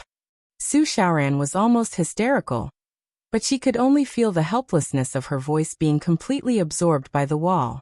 Lu Tianyi said crazily, shout. Shout. When you're tired of shouting, I'll let you know what it feels like to be imprisoned. Su Xiaoran glared angrily. I won't let you have your way. Even if I die, I won't. She was already mentally prepared for the worst. If she had to submit, she would rather die. Ha ha ha, come Xiaoran, drink some water or you won't have the strength to shout. Lu Tianyi opened a bottle of mineral water and held it to Su Xiaoran's mouth. Su Xiaoran turned her head away. Fasting for 3 to 5 days was enough to kill someone. If she couldn't escape, she would rather die. Lu Tianyi's eyes were cold. You think you can just die without eating or drinking? Humph, I'm telling you, Su Xiaoran, since I dared to kidnap you, I dare to imprison your family.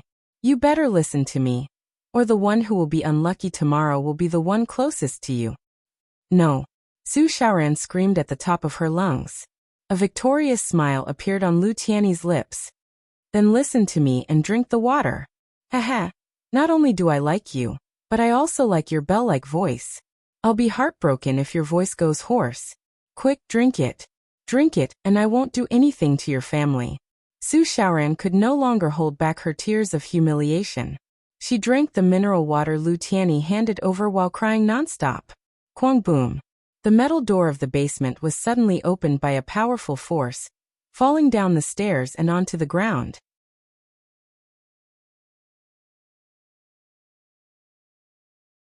Chapter 107. 15 minutes ago, Su Yun and Qin Wan finally arrived at the villa area in the eastern suburbs. This area was developed for the rich. Only 30 villas were developed, and those who lived there were the real rich and powerful people in Hudong City. Of course, the rich and powerful people would not live there themselves. Their children enjoyed it. Therefore, the property management here was of the highest level. The security guards were all retired soldiers, and they were all good fighters. There were no random guards like some security companies. Su Yun was stopped at the entrance of the residential area. Excuse me, please show me your entry pass. The security guards here were obviously of good quality. After all, they worked for the rich and would not act like a snob. The security guard stopped Su Yun's car, because there had never been a car worth less than 500,000 yuan in this residential area.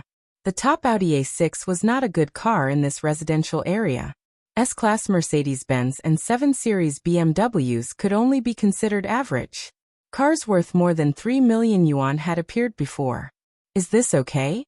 Qin Wanner took out her police ID and showed it to the security guard. This is a police case. I hope you can cooperate. Yes. The security guard was a soldier, so he saluted and let them go. He was very enthusiastic. If you need our help, please let us know. If you need anything, we will not complain. Qin Wanner saw that Su Yun did not have any expression, so she politely refused. No thank you. Su Yun then said, you just need to tell us where the black Grand Cherokee with the license plate number A63 is. The security guard was a little surprised. He remembered. I saw it just now. The owner of the car is the owner of this residential area. If I remember correctly, it is villa number 18. Go in the 3rd row. Are you sure? Qin Wanner asked. The security guard was shocked. He did remember it, but he did not remember it. Therefore, he did not dare to say that he was sure. He is not sure, but I am sure, Su Yun said lightly.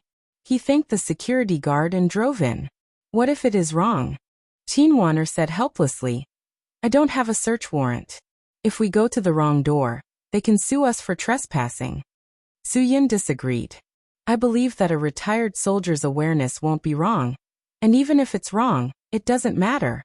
Anyway, Huaxia isn't the United States, and residents don't have the right to directly shoot and kill people who invade their private property. Although Qin Wanner was helpless, She could only let Su-Yun do as he wished. The security guard was still worried. Half an hour after the two of them drove in, he finally rushed over. Of course, this was all in the future. After Su-Yun stopped the car, an iron wire suddenly appeared in his hand. He easily climbed over the wall of the villa and skillfully used the iron wire to hook open the anti-theft door of the villa. When Qinwan struggled to climb over the wall of the villa, Su-Yun had already broken the door. You used to be a bandit, right? Qinwan was surprised. Hey, there is no one here. Let's not do this, okay? If we go to the wrong house, we will really be breaking the law. After Su-Yun calmly analyzed, he found the door of the garage and quickly opened it. Sure enough, the black Grand Cherokee was parked in the garage. Qinwan immediately shut her mouth. She quickly took out her gun, and her expression quickly became nervous. Bang! Su-Yun directly closed the door. Can you lower your voice? Qinwan instantly became nervous. What if the suspect heard them from upstairs? Su-Yun didn't think so. The person is definitely not in the room. If he was, the sound of you coming in just now would be enough to let him know. After Su-Yun entered the room, he felt for a while, but he couldn't find the person's breath at all. Where could the person be? Qinwan couldn't help but be surprised. Suddenly, there was a faint vibration from the ground. This kind of vibration couldn't be felt by ordinary people, but Su-Yun knew that sound waves could cause this kind of weak vibration. For example, if someone shouted in your eardrum would be like buzzing. Su-Yun knew that this kind of weak vibration was caused by a person roaring in a completely enclosed place. There is a secret room here. Su-Yun suddenly raised his own guess. Qinwan's pupils dilated. Was this some sort of detective game? A secret room in the villa? Why did it sound like a movie starring a perverted murderer? Su-Yun turned on the light in the living room and carefully looked at the ground. Obviously, the villa hadn't been cleaned for a long time. Although the dust wasn't obvious, it was enough for Su-Yun to distinguish it with his naked eyes. Following the traces that had been wiped, Su-Yun quickly saw a heavy secret door in the storage room in the kitchen. This was probably the entrance to the underground secret room. Thinking that Su Xiaoran might have been killed in there, Su-Yun suddenly exploded with a murderous aura. Suddenly, he kicked the heavy iron door hard. The iron door couldn't withstand such a huge impact and directly separated from the door frame, smashing on the ground in the basement. Qinwan, who was following behind Su-Yun, almost screamed out in shock. If she didn't see it with her own eyes, she wouldn't dare to believe that such a secret room really existed. Su-Yun. Su Xiaoran's joyful voice directly tore through the dark space and rushed up. Lu Tianyi opened his eyes wide and looked at the bastard who suddenly broke in. He couldn't believe that someone could find this place. Even if he could find it, how did he come in? Ran. Are you really here? Qinwan heard the call and hurriedly urged Su-Yun to go down. Su Xiaoran heard her best friend's call and completely collapsed. Wan, save me. Save me. Su-Yun and Su Xiaoran walked down to the basement. Lu Tianyi's nerves immediately tightened. He quickly picked up the scissors that he used to cut the rope that tied Su Xiaoran up and pressed it against Su Xiaoran's neck. Don't come over. If you dare to take one more step, I'll kill her. Lu Tianyi's heart was already twisted. The moment he kidnapped Su Xiaoran, he had already lost his humanity. Qinwan quickly raised her gun. Put down the scissors in your hand. I'm a police officer. You have no way to escape. I advise you to surrender. Lu Tianyi's eyes were filled with murderous intent. Qinwan's words didn't work at all. Instead, it triggered Lu Tianyi's anger. I'll count to 3. If you don't put down the gun in your hand, I'll pierce her stomach. 1, 2. Wait. Qinwan angrily shouted. Then let's make a deal. Let her go and I'll let you go. You think I'll believe a police officer's words? Lu Tianyi raised his head and laughed. I'd rather believe a sow can climb a tree than believe a police officer's mouth. Hee, but I've changed my mind. I want you to shoot the man next to you. Qinwan and Su Xiaoran were both stunned. Lu Tianyi's psychological imbalance was caused by this man. He glared at Su-Yun and said to Qinwan, I'll let you shoot this man. Hit his leg. If you don't, I'll use the scissors to stab her leg. This choice made Qin Waner panic. She had never encountered such a situation before. No. Qin Waner and Su Xiaoran screamed at the same time. Qin Waner didn't want Lu Tianyi to hurt Su Xiaoran. Su Xiaoran didn't want Qin Waner to shoot Su Yun. Lu Tianyi raised the scissors and started counting with a cold smile. 1. No. Qin Waner's gun was still trembling because Lu Tianyi was hiding behind Su Xiaoran. She didn't dare to shoot at Lu Tianyi. 2. Qin Waner's mind was completely blank. She couldn't make a choice. She couldn't shoot at Su Yun, but she couldn't watch Su Xiaoran get stabbed. Su Xiaoran gritted her teeth and prepared to endure the pain. She would rather be hurt than let Qin Waner shoot Su Yun for her. Both of their minds were blank as they waited for Lu Tianyi to say the last number. 3. But this voice clearly didn't belong to Lu Tianyi. The moment Lu Tianyi opened his mouth, Su Yun's body flashed and appeared in front of Lu Tianyi. Before Lu Tianyi could react, the scissors in his hand were already taken away by Su Yun. When Su Yun said 3, Lu Tianyi felt a sharp pain in his thigh bone. He looked down and saw that Su Yun had actually stabbed the scissors in. The scissors that contained Su Yun's qi tore through Lu Tianyi's thigh muscle and stabbed into his bone. The pain of the bone breaking was unbearable for Lu Tianyi. A dash. Lu Tianyi fell to the ground in pain. Su Yun didn't hesitate and followed up with a kick, kicking Lu Tianyi 5 meters away and knocking over some white wine stored in the basement. The basement was instantly filled with the aroma of wine. Qin Waner quickly went up and untied Su Xiaoran. Su Xiaoran instantly felt like she had regained her freedom. She hugged Qin Waner tightly and started crying. This time, Su Yun didn't hold back. The kick that contained qi made Lu Tianyi dizzy. It was as if all the organs in his body were mixed together. With this kick, Lu Tianyi fainted. There wasn't any breath left. Leave the rest to the police. Qin Waner didn't want Su Yun to use violence, so she finally spoke up. Su Yun nodded.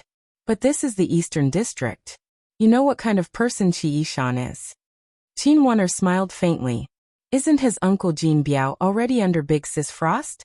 I'm also worried that Qi Yishan is cheating, so I hope that you can let Jin Biao come out and give his nephew some advice. That's a good idea. Su Yun nodded. I didn't expect you to be so smart. After Su Yun dragged Lu Tianyi out of the villa, the security guard at the door arrived. He didn't even need to call the police. The security guard had already called the police, but Qin Waner still personally said something. When Qi Yishan, the chief of Tuashan district, heard that it was Qin Waner, he didn't need anyone from the Eastern District. Su Yun didn't stay idle.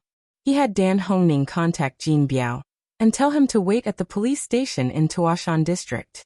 Su Yun had something to tell him, so Jin Biao didn't dare to say anything. He remembered clearly how they treated Ma Pinghai that day. Now that Ma Pinghai was mysteriously dead, Jin Biao drove there directly.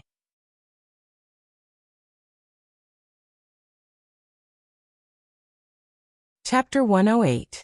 The police station in Tuashan district was very lively that night. Qi Yishan did not expect his uncle, Jin Biao, to come. He was still thinking about how to deal with the relationship between these people, but he did not expect his uncle to humbly greet Su Yun and Qin Wan. Brother Yun, Officer Qin, you should have told me when you came to Eastern Zhejiang. I would have done my best to help. I was afraid that you would help the criminal. Su Yun said with annoyance. Jin Biao, I'll say this now. I know your relationship with Inspector Qi. I don't want Inspector Qi to cheat this person like you did. Qi Yishan's face turned red and white. Qin Waner found it funny. She ignored them and brought the frightened Su Xiaoran to give her statement. Jin Biao was thick-skinned and did not feel embarrassed at all. If it wasn't for Yishan helping us resolve the misunderstanding, I wouldn't have gotten to know Brother Yun, right? Haha, how is Sister Shuang these days? My wife even said that she wants to visit her when she has time.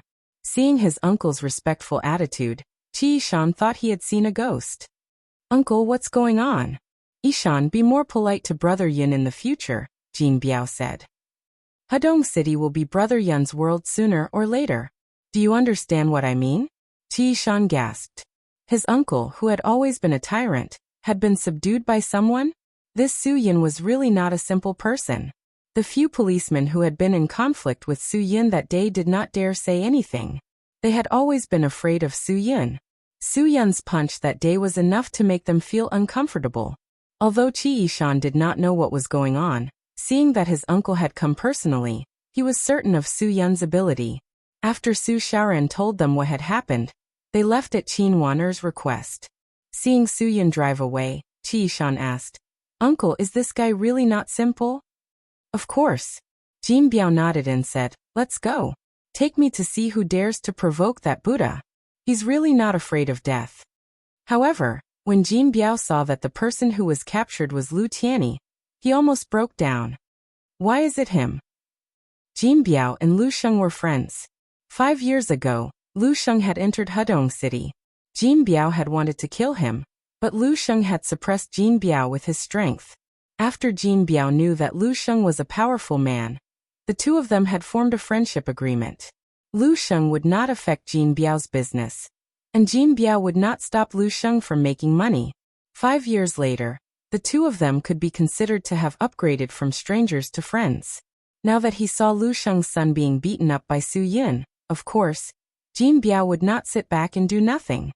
"Uncle, how should we deal with this person? Give Su Yun face and punish him severely?" Qi Yishan frowned. This fellow looked familiar. "Heavy punishment? Do you know who he is?" Jin Biao sneered. "Think of a way to deal with this. Send this man to my car. He's Lu Sheng's son. You want to punish him? Do you want to die?" Qi Yishan was stunned. No wonder he looked so familiar.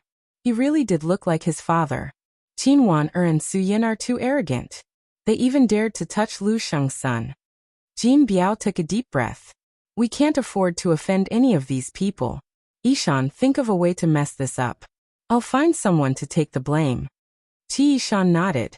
He still had to give face to Jin Biao. "I'll send this guy back first. I'll leave this matter to you." Jin Biao had his own reasons for getting involved in this mess. Lu Sheng had always been an unreachable existence to him. He knew that this person was not on the same level as the few big powers in Hedong City. Now that the southern district's Su Kid had beaten up Lu Sheng's son, he might be able to use this opportunity to start a fight. If Su Yun could really defeat Lu Sheng, then Jin Biao decided to stay quiet. If Lu Sheng won, he would be indebted to him for saving Lu Sheng's life, and he could continue to do whatever he wanted in Hedong City. Of course, the best outcome would be for both sides to suffer. If that happened, the entire Hedong City would still be Jin Biao's territory. Su Yun drove Qin Wan-er and Su Xiaoran back to Yuping community, where Su Xiaoran lived. When they arrived at the door, the security guard who had been scolded by the security captain quickly jumped out and yelled at Su Yun. "You said you're a police officer. Where's your ID? What if you're a thief?" Before Su Yun could explain, Qin Wan-er rolled down the rear window and glared at him. She took out her ID and said, "See? A thief can still come back?" Su Xiaoran was still trembling because of the shock, so Qin Wan-er was in a terrible mood. Now that someone was talking nonsense, it was easy for her to feel disgusted. I'm sorry, officer. I'm not that smart." The security guard was speechless. If he had known, he would not have said so much. Su Xiaoran and Qin Wan-er were both born and raised in Jinan City. The house in this community was the old house of Su Xiaoran's grandmother. Because there was no one left in the house, she came to work at the International Bilingual School in Hedong City, and lived here by herself. After Su Yun and Qin Wan-er sent Su Xiaoran home, Su Xiaoran had just walked out of the shadow. She was grateful to Su Yun and Qin Wan-er. After hearing what had happened, she treated Su Yun as her savior. Su Yun looked at the time. It was already 8 o'clock. He called Ruan Qingshuang and told her about the current situation. Ruan Qingshuang was finally relieved. When Guogua heard that something had happened to Miss Su, she did not care about her school bag and homework. She even asked Su Yun to comfort Miss Su. "Are you hungry?" Su Yun was hungry anyway. He had not eaten at night. "Do you want me to go out and buy something?" Qin Wan-er's stomach rumbled. She blushed. "Do you still need to ask? Look at the time. I'm starving. What do you want to eat?" Su Yun smiled faintly. "Xiaoran, don't be so polite," Qin Wan-er said generously. "Just tell him what you want to eat." Su Xiaoran was of course embarrassed. I should be the one treating you to dinner. Even if today's incident did not happen, you are my guests. Chinwana rolled her eyes. Why are you being so polite to me? You really treat me as an outsider. Today's situation is special. It won't kill him to treat you. Miss Su, don't be so polite. Let Chinwana talk to you. Tell me what you want to eat. I'll take care of it, Suyin said. That's too embarrassing. Su Xiaoran still felt that it was inappropriate. Chinwana stopped talking nonsense. I want to eat the supreme seafood pizza, French torch snails, phoenix-tailed prawns. Okay, you don't have to say anymore. I know.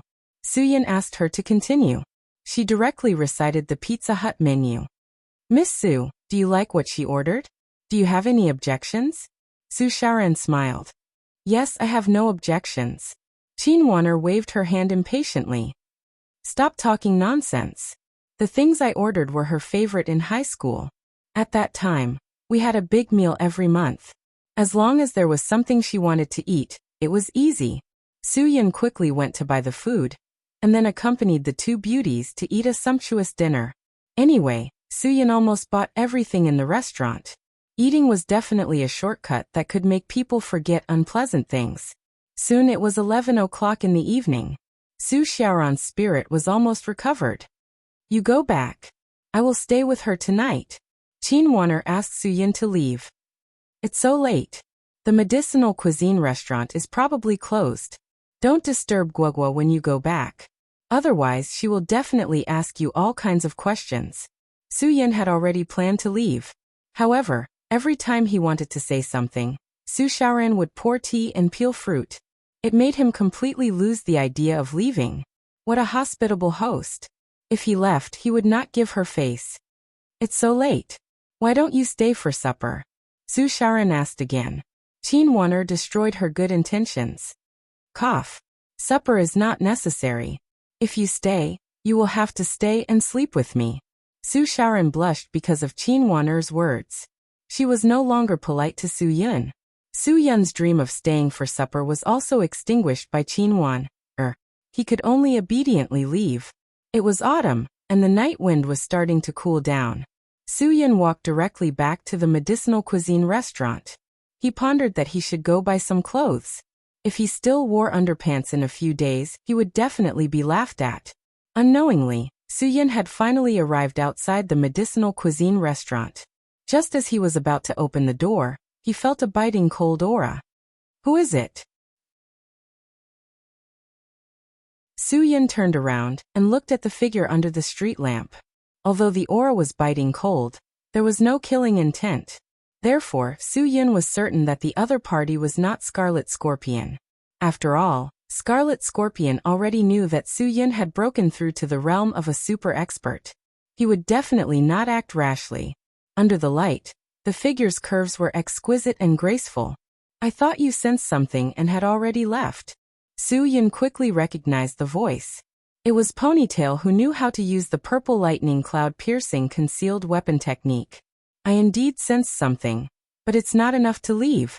Who are you? Relying on his sharp perception of aura, Su Yun could basically determine that Ponytail was not someone like Scarlet Scorpion or Violent Fox Venerable. She did not have the experienced aura of an underground expert. Although her aura was overbearing, there was a bit of childishness in between. You don't need to know who I am. Let's talk about you. Ponytail indifferently said. You are not an ordinary person. Why are you hiding in a small medicinal cuisine restaurant? What are your intentions? What does it have to do with you? You are a typical dog trying to catch a mouse and meddling in other people's business. Su Yun thought in his heart. He only said, must there be an intention? Ponytail's aura was overbearing as she said, of course. Everything a person does has a motive. What is your motive? Su Yun smiled bitterly. His motive? It was because the lady boss here was beautiful. The waitresses here were elegant, and the beauties here were all bashful. He felt that he was happy and proud to be able to mingle here. However, if Su Yun were to say that, would Ponytail, who was standing in front of him, believe him?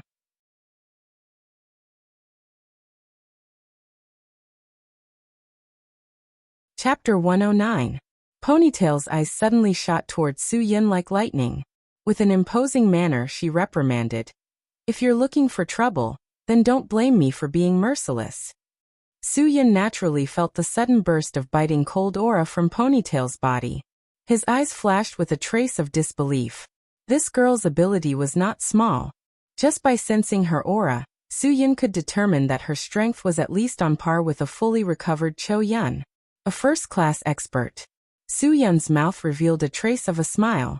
No wonder she could use the purple lightning cloud-piercing hidden weapon technique. So she really was someone who came from that place. Although Su-Yun was secretly happy that he could see the person he met, he was slightly unhappy because he did not know Ponytail. He also did not understand when there was a woman there. His luck with women was really too weak. He had mingled in that place for 20 years, and had not seen a single woman. He had not even left for a year, and there was already a beauty there. Damn. Are my eyes playing tricks on me?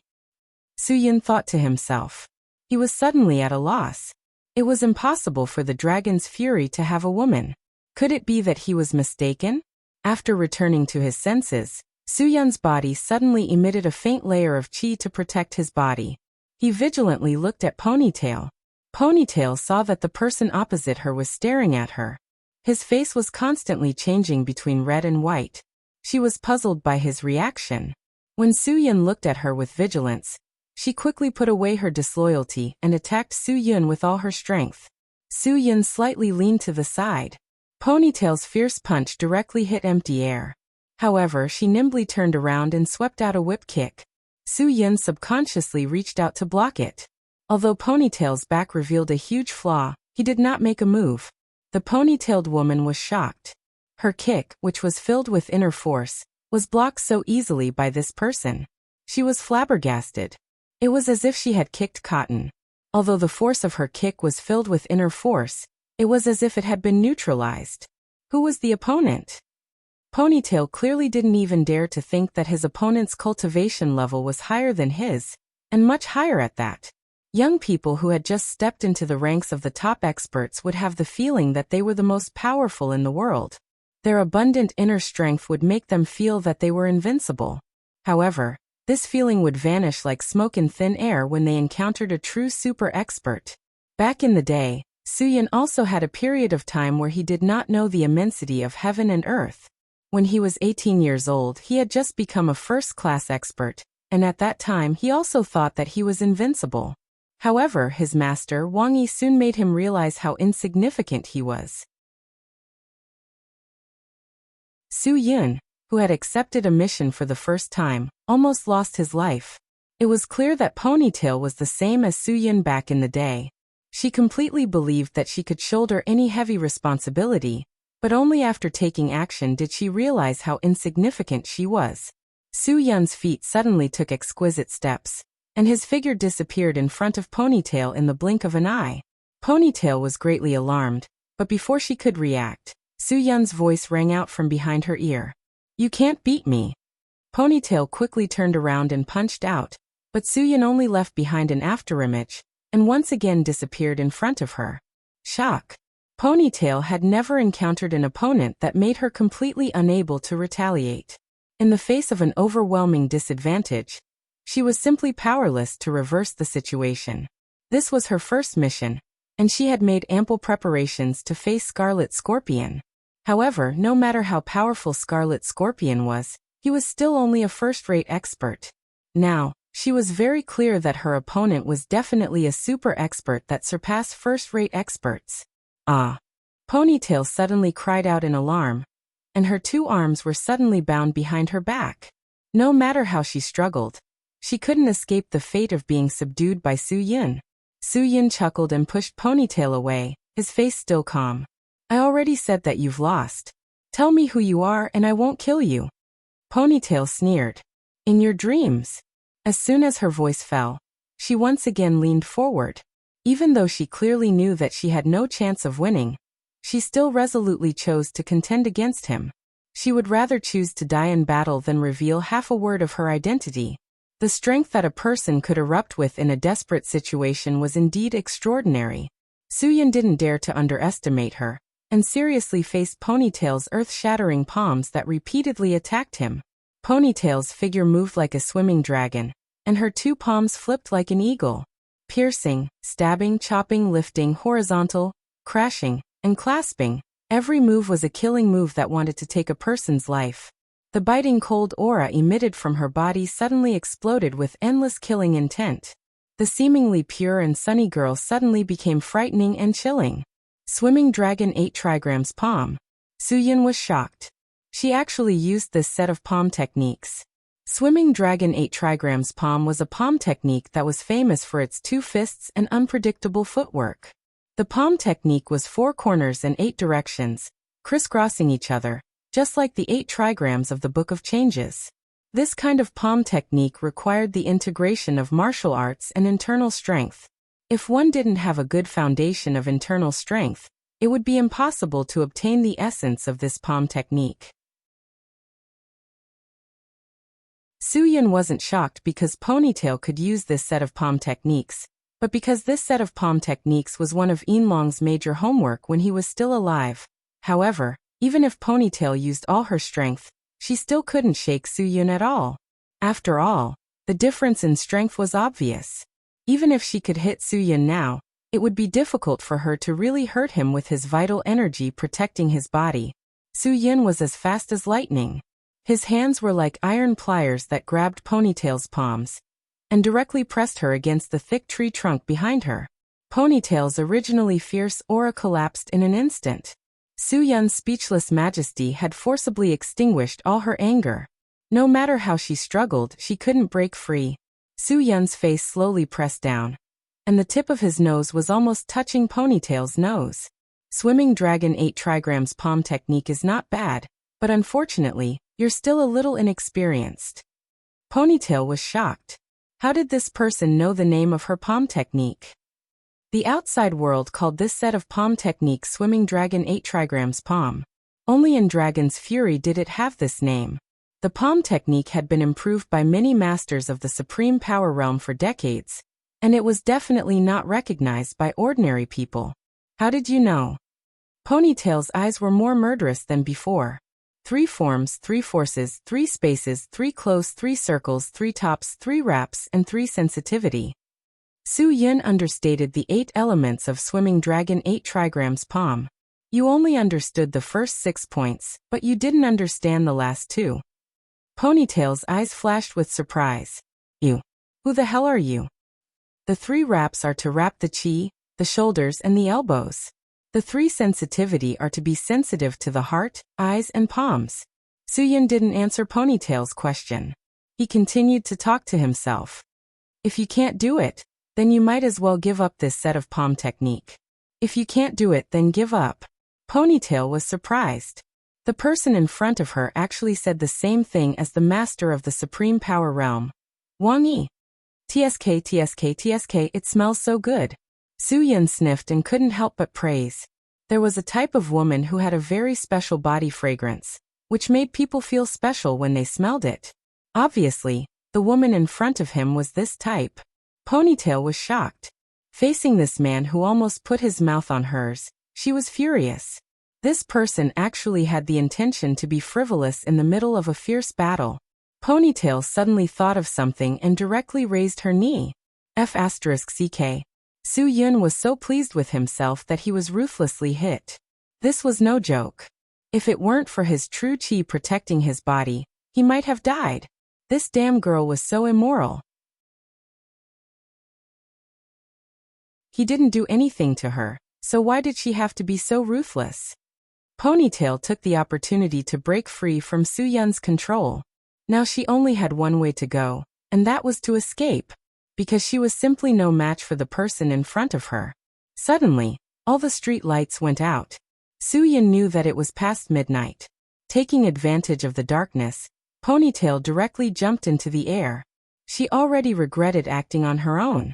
Although she very seriously promised Azure Dragon in the afternoon that she would never act on her own again, after Azure Dragon left to investigate the Scarlet Scorpion incident, she still couldn't help but run to the medicinal cuisine restaurant. At night, the person she was waiting for finally appeared, but she didn't expect the other party's strength to be so terrifying. Not to mention herself, even if Azure Dragon came, the two of them together might not be a match for the other party. After all, there was a real qualitative difference between a super expert and a first-rate expert. Although a first-rate expert was able to open up the basic meridians of the whole body, turn stacking strength into inner strength, and reach the peak of their skills. However, a super expert was able to open up all of their acupoints and transform their inner strength into an existence that protected the body. How could Suyin let her go? Just as Ponytail jumped up, Suyin also jumped up and gave her a bear hug from behind. With one move, he subdued Ponytail, who wanted to escape. Ponytail was completely powerless to break free, and was firmly held in Suyun's embrace. Quite soft, quite bouncy. Suyun felt the tactile sensation in his hands, and couldn't help but praise in his heart. Suddenly, a green light flashed in the distance, directly attacking Suyun. Suyun instantly felt a strong murderous aura. This kind of murderous aura was different from Ponytail's. Only someone who had truly experienced countless life and death situations would have this kind of murderous aura. The green light struck towards Suyun's face like a bolt of lightning. Suyun pushed Ponytail away, and quickly retreated to avoid it.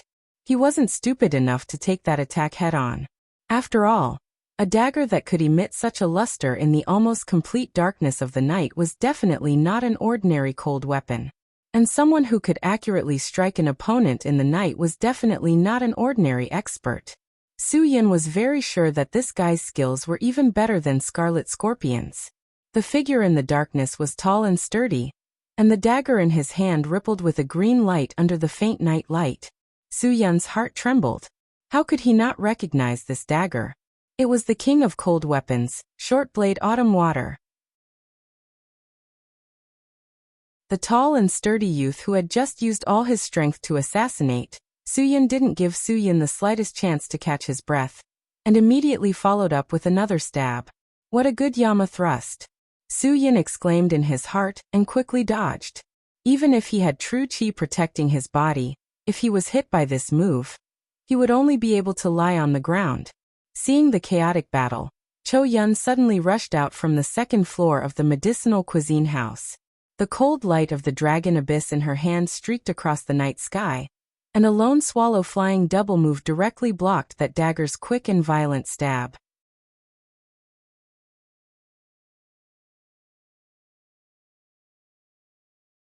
Chapter 110.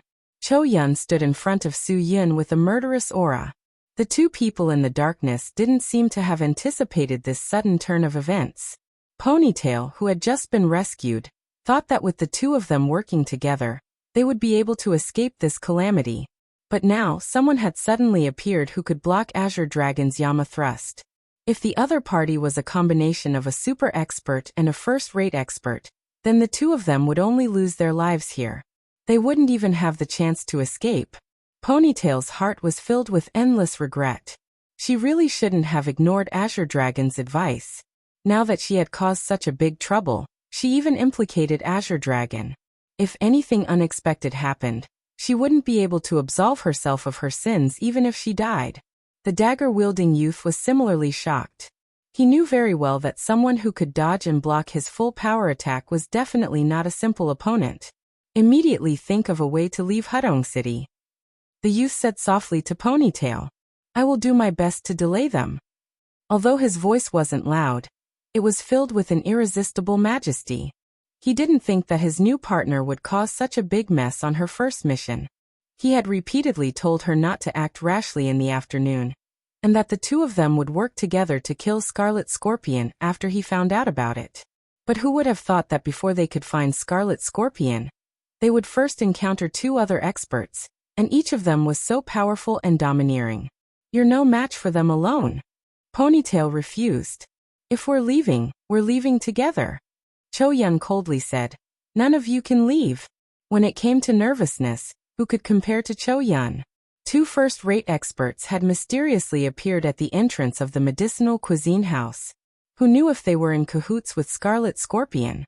Under such great pressure, Cho Yun only had the thought of killing them and then rejoicing. The youth and Ponytail both tensed up. The youth held Autumn Water tightly in his hand, and his gaze swept like lightning towards the flexible sword in Cho Yun's hand. He softly exclaimed, "Dragon Abyss." Ponytail was inwardly shocked. She stared at Cho Yun with wide eyes and muttered to herself, "Could it be that she's that violent fox venerable whose name shook the underground world?" The Dragon Abyss flexible sword. Who else could it be but a fox venerable? The youth coldly said. It seemed that this battle was going to take some effort. Of the two opponents, the weaker one was the fearsome fox venerable. That one was probably even more terrifying. None of the three had expected this to happen. A hearty laugh came from Su Yun's mouth. "Ha ha ha. Not bad, kid, you know Dragon Abyss." His lips could not help but tremble. Of that familiar laughter. Of the Su know her to know. Know him. Know him to of it. Twos of. A. To kill to take to be killed of thought. Ponytail's face was even more shocked. That slovenly dressed guy, who was also suspected of being obscene to her, actually called Azure Dragon Kid. What kind of relationship did they have? Her mind was a mess. She could not find any clues. It seems like you've finally subdued the short-bladed autumn water. Right now, you're like a fish in water. That Yama's thrust just now really scared me. Su Yun grinned and said, "Azure Dragon, you've improved quite a bit." The youth's expression changed from shock to joy. The eyes of the 185 centimeters tall tough guy actually turned red. His nose twitched, and his voice was filled with grievance and suspicion as he called out, "Boss?" When Su Yun heard Qin Wan say that there would be people from the special forces coming to deal with the Scarlet Scorpion matter, he guessed that it might be people from Dragon's Fury, but he was just looking forward to it. He did not think that he would actually run into Azure Dragon. Su Yun smiled faintly. Looks like you haven't forgotten about me." Qianfeng, codenamed Azure Dragon, a member of the Dragon Fury team. He was also Su Yun's subordinate back in the day. "Boss, it's really you." Qianfeng could not even believe his eyes. He took a step forward and grabbed Su Yun's shoulders without retracting his strength. "We missed you so much. Boss, why are you here?" Ponytail's eyebrows twisted into a fried dough twist. She heard Qianfeng call him boss, and immediately understood who the guy in front of her was. Could it be that he was the Dragon Fury team's legendary character? Captain and Medicine Master, former instructor of the Dragon Fury team, Yanlong. Su Yun. Kacha. Ponytail's fantasy image of a tall and mighty man was instantly shattered. She had always thought that the legendary Yanlong was a 7-foot-tall man who was as strong as a bull. She never thought that it would actually be this guy with an unconvincing figure in front of her. Sure enough, you can't judge a book by its cover. Ponytail sucked in a breath of cold air. This unprepossessing guy was actually a super expert who could use Jinchi. It was no wonder that the people of Dragon's Fury missed him so much. Cho Yun looked at Su Yun with a puzzled gaze. Su Yun smiled faintly. "My friend. He won't hurt Guagua." Cho Yun nodded and lightly tapped the ground with the tip of her foot. Her figure leaped to the second floor of the medicinal cuisine restaurant. This place had become their shortcut to enter and exit the restaurant at night. Watching Cho Yun turn and leave, Qianfeng frowned. "Boss, why are you living with such a dangerous person?" "It's a long story. Do you want to find a place to have a drink?" Su Yun raised his eyebrows. There was a bar not far from the medicinal cuisine restaurant. Okay, Qianfeng certainly wouldn't refuse. The days he looked forward to the most were the days when his boss took him and Yanlong out on missions. The three of them would slack off and go to the bar to look for beautiful women. Su Yun looked behind Qianfeng and pouted. "Wow, you're doing pretty well. You even have a girl with you when you go out? Is the treatment in that damn place so good now?" Qianfeng was stunned. Only then did he remember Fan Shuang, behind him. The ecstasy on his face suddenly turned into a bitter smile.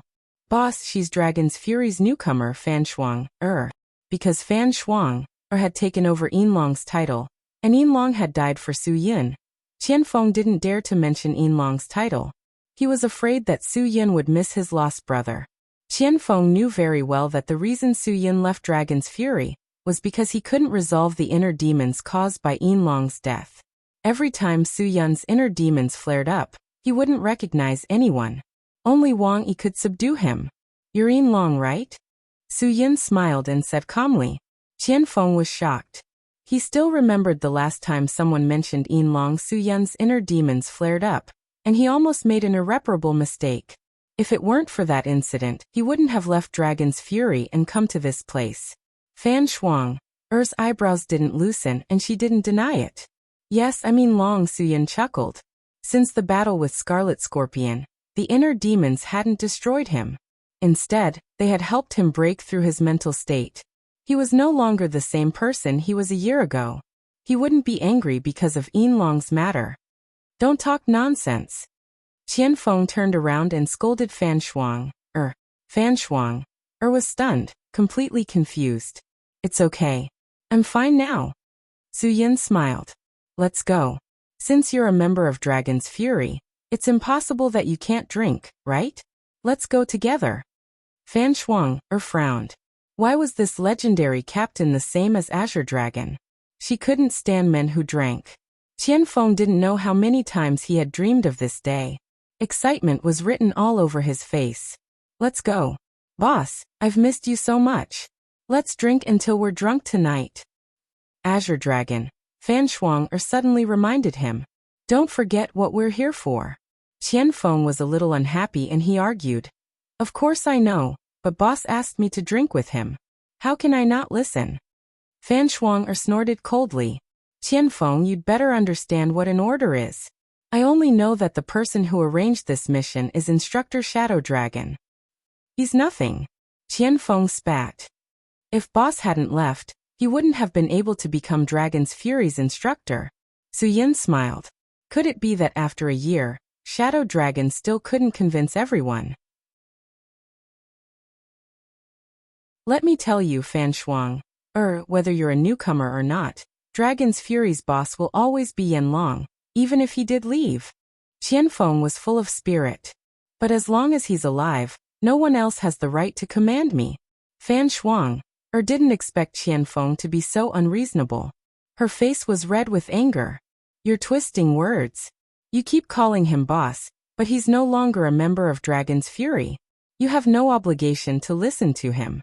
I'll remind you one last time, we're here for a mission, not for a vacation." Qian Feng was determined. Even if Fan Shuang's report would land him in solitary confinement for a month, he couldn't miss the opportunity to drink with Su Yun. He was too curious as to why the boss was in a place like Hudong City. He believed that no one in Dragon's Fury would miss this opportunity. Qian Feng had to take a picture with the boss when he drank with him, so that those guys would be greedy. "You're here for Red Scorpion, aren't you?" Su Yun looked at Fan Shuang and said lightly. "I've fought him." Fan Shuang was dumbfounded and looked at Su Yun in disbelief. Azure Dragon Qian Feng quickly put away his sloppy expression and frowned. "Where is he?" Su Yun kept them in suspense. "Drink with me and I'll tell you." Qian Feng smiled. "Okay. Of course. How about it? For the mission, do you want to go?" Su Yun smiled and looked at the serious Fan Shuang. His tone was somewhat provocative. "Although you've inherited the title of Yin Long, you haven't inherited Yin Long's arrogance. You're actually so obedient." That bastard Yin Long didn't even listen to me back then. If the people of Dragon's Fury don't have their own temper, then they really don't deserve the title of Dragon's Fury. Fan Shuang gritted her teeth. "Of course I'll go." She wasn't at ease with Qian Feng following them. What if these two drunkards drank themselves silly? She repeatedly confirmed to herself that she was following them for the sake of obtaining information on Scarlet Scorpion, and absolutely not for the sake of drinking. In the Dragon Fury team, drinking outside of the mission was a serious violation of discipline. Fan Shuang firmly believed this. However, she didn't know that Yin Long, the instructor of the Dragon's Fury Special Forces, who had made this rule in the past, would be grounded every time he violated this rule. You're tuning in to the Earbook Haven YouTube channel. Don't forget to subscribe and join us on this journey to catch the most captivating stories.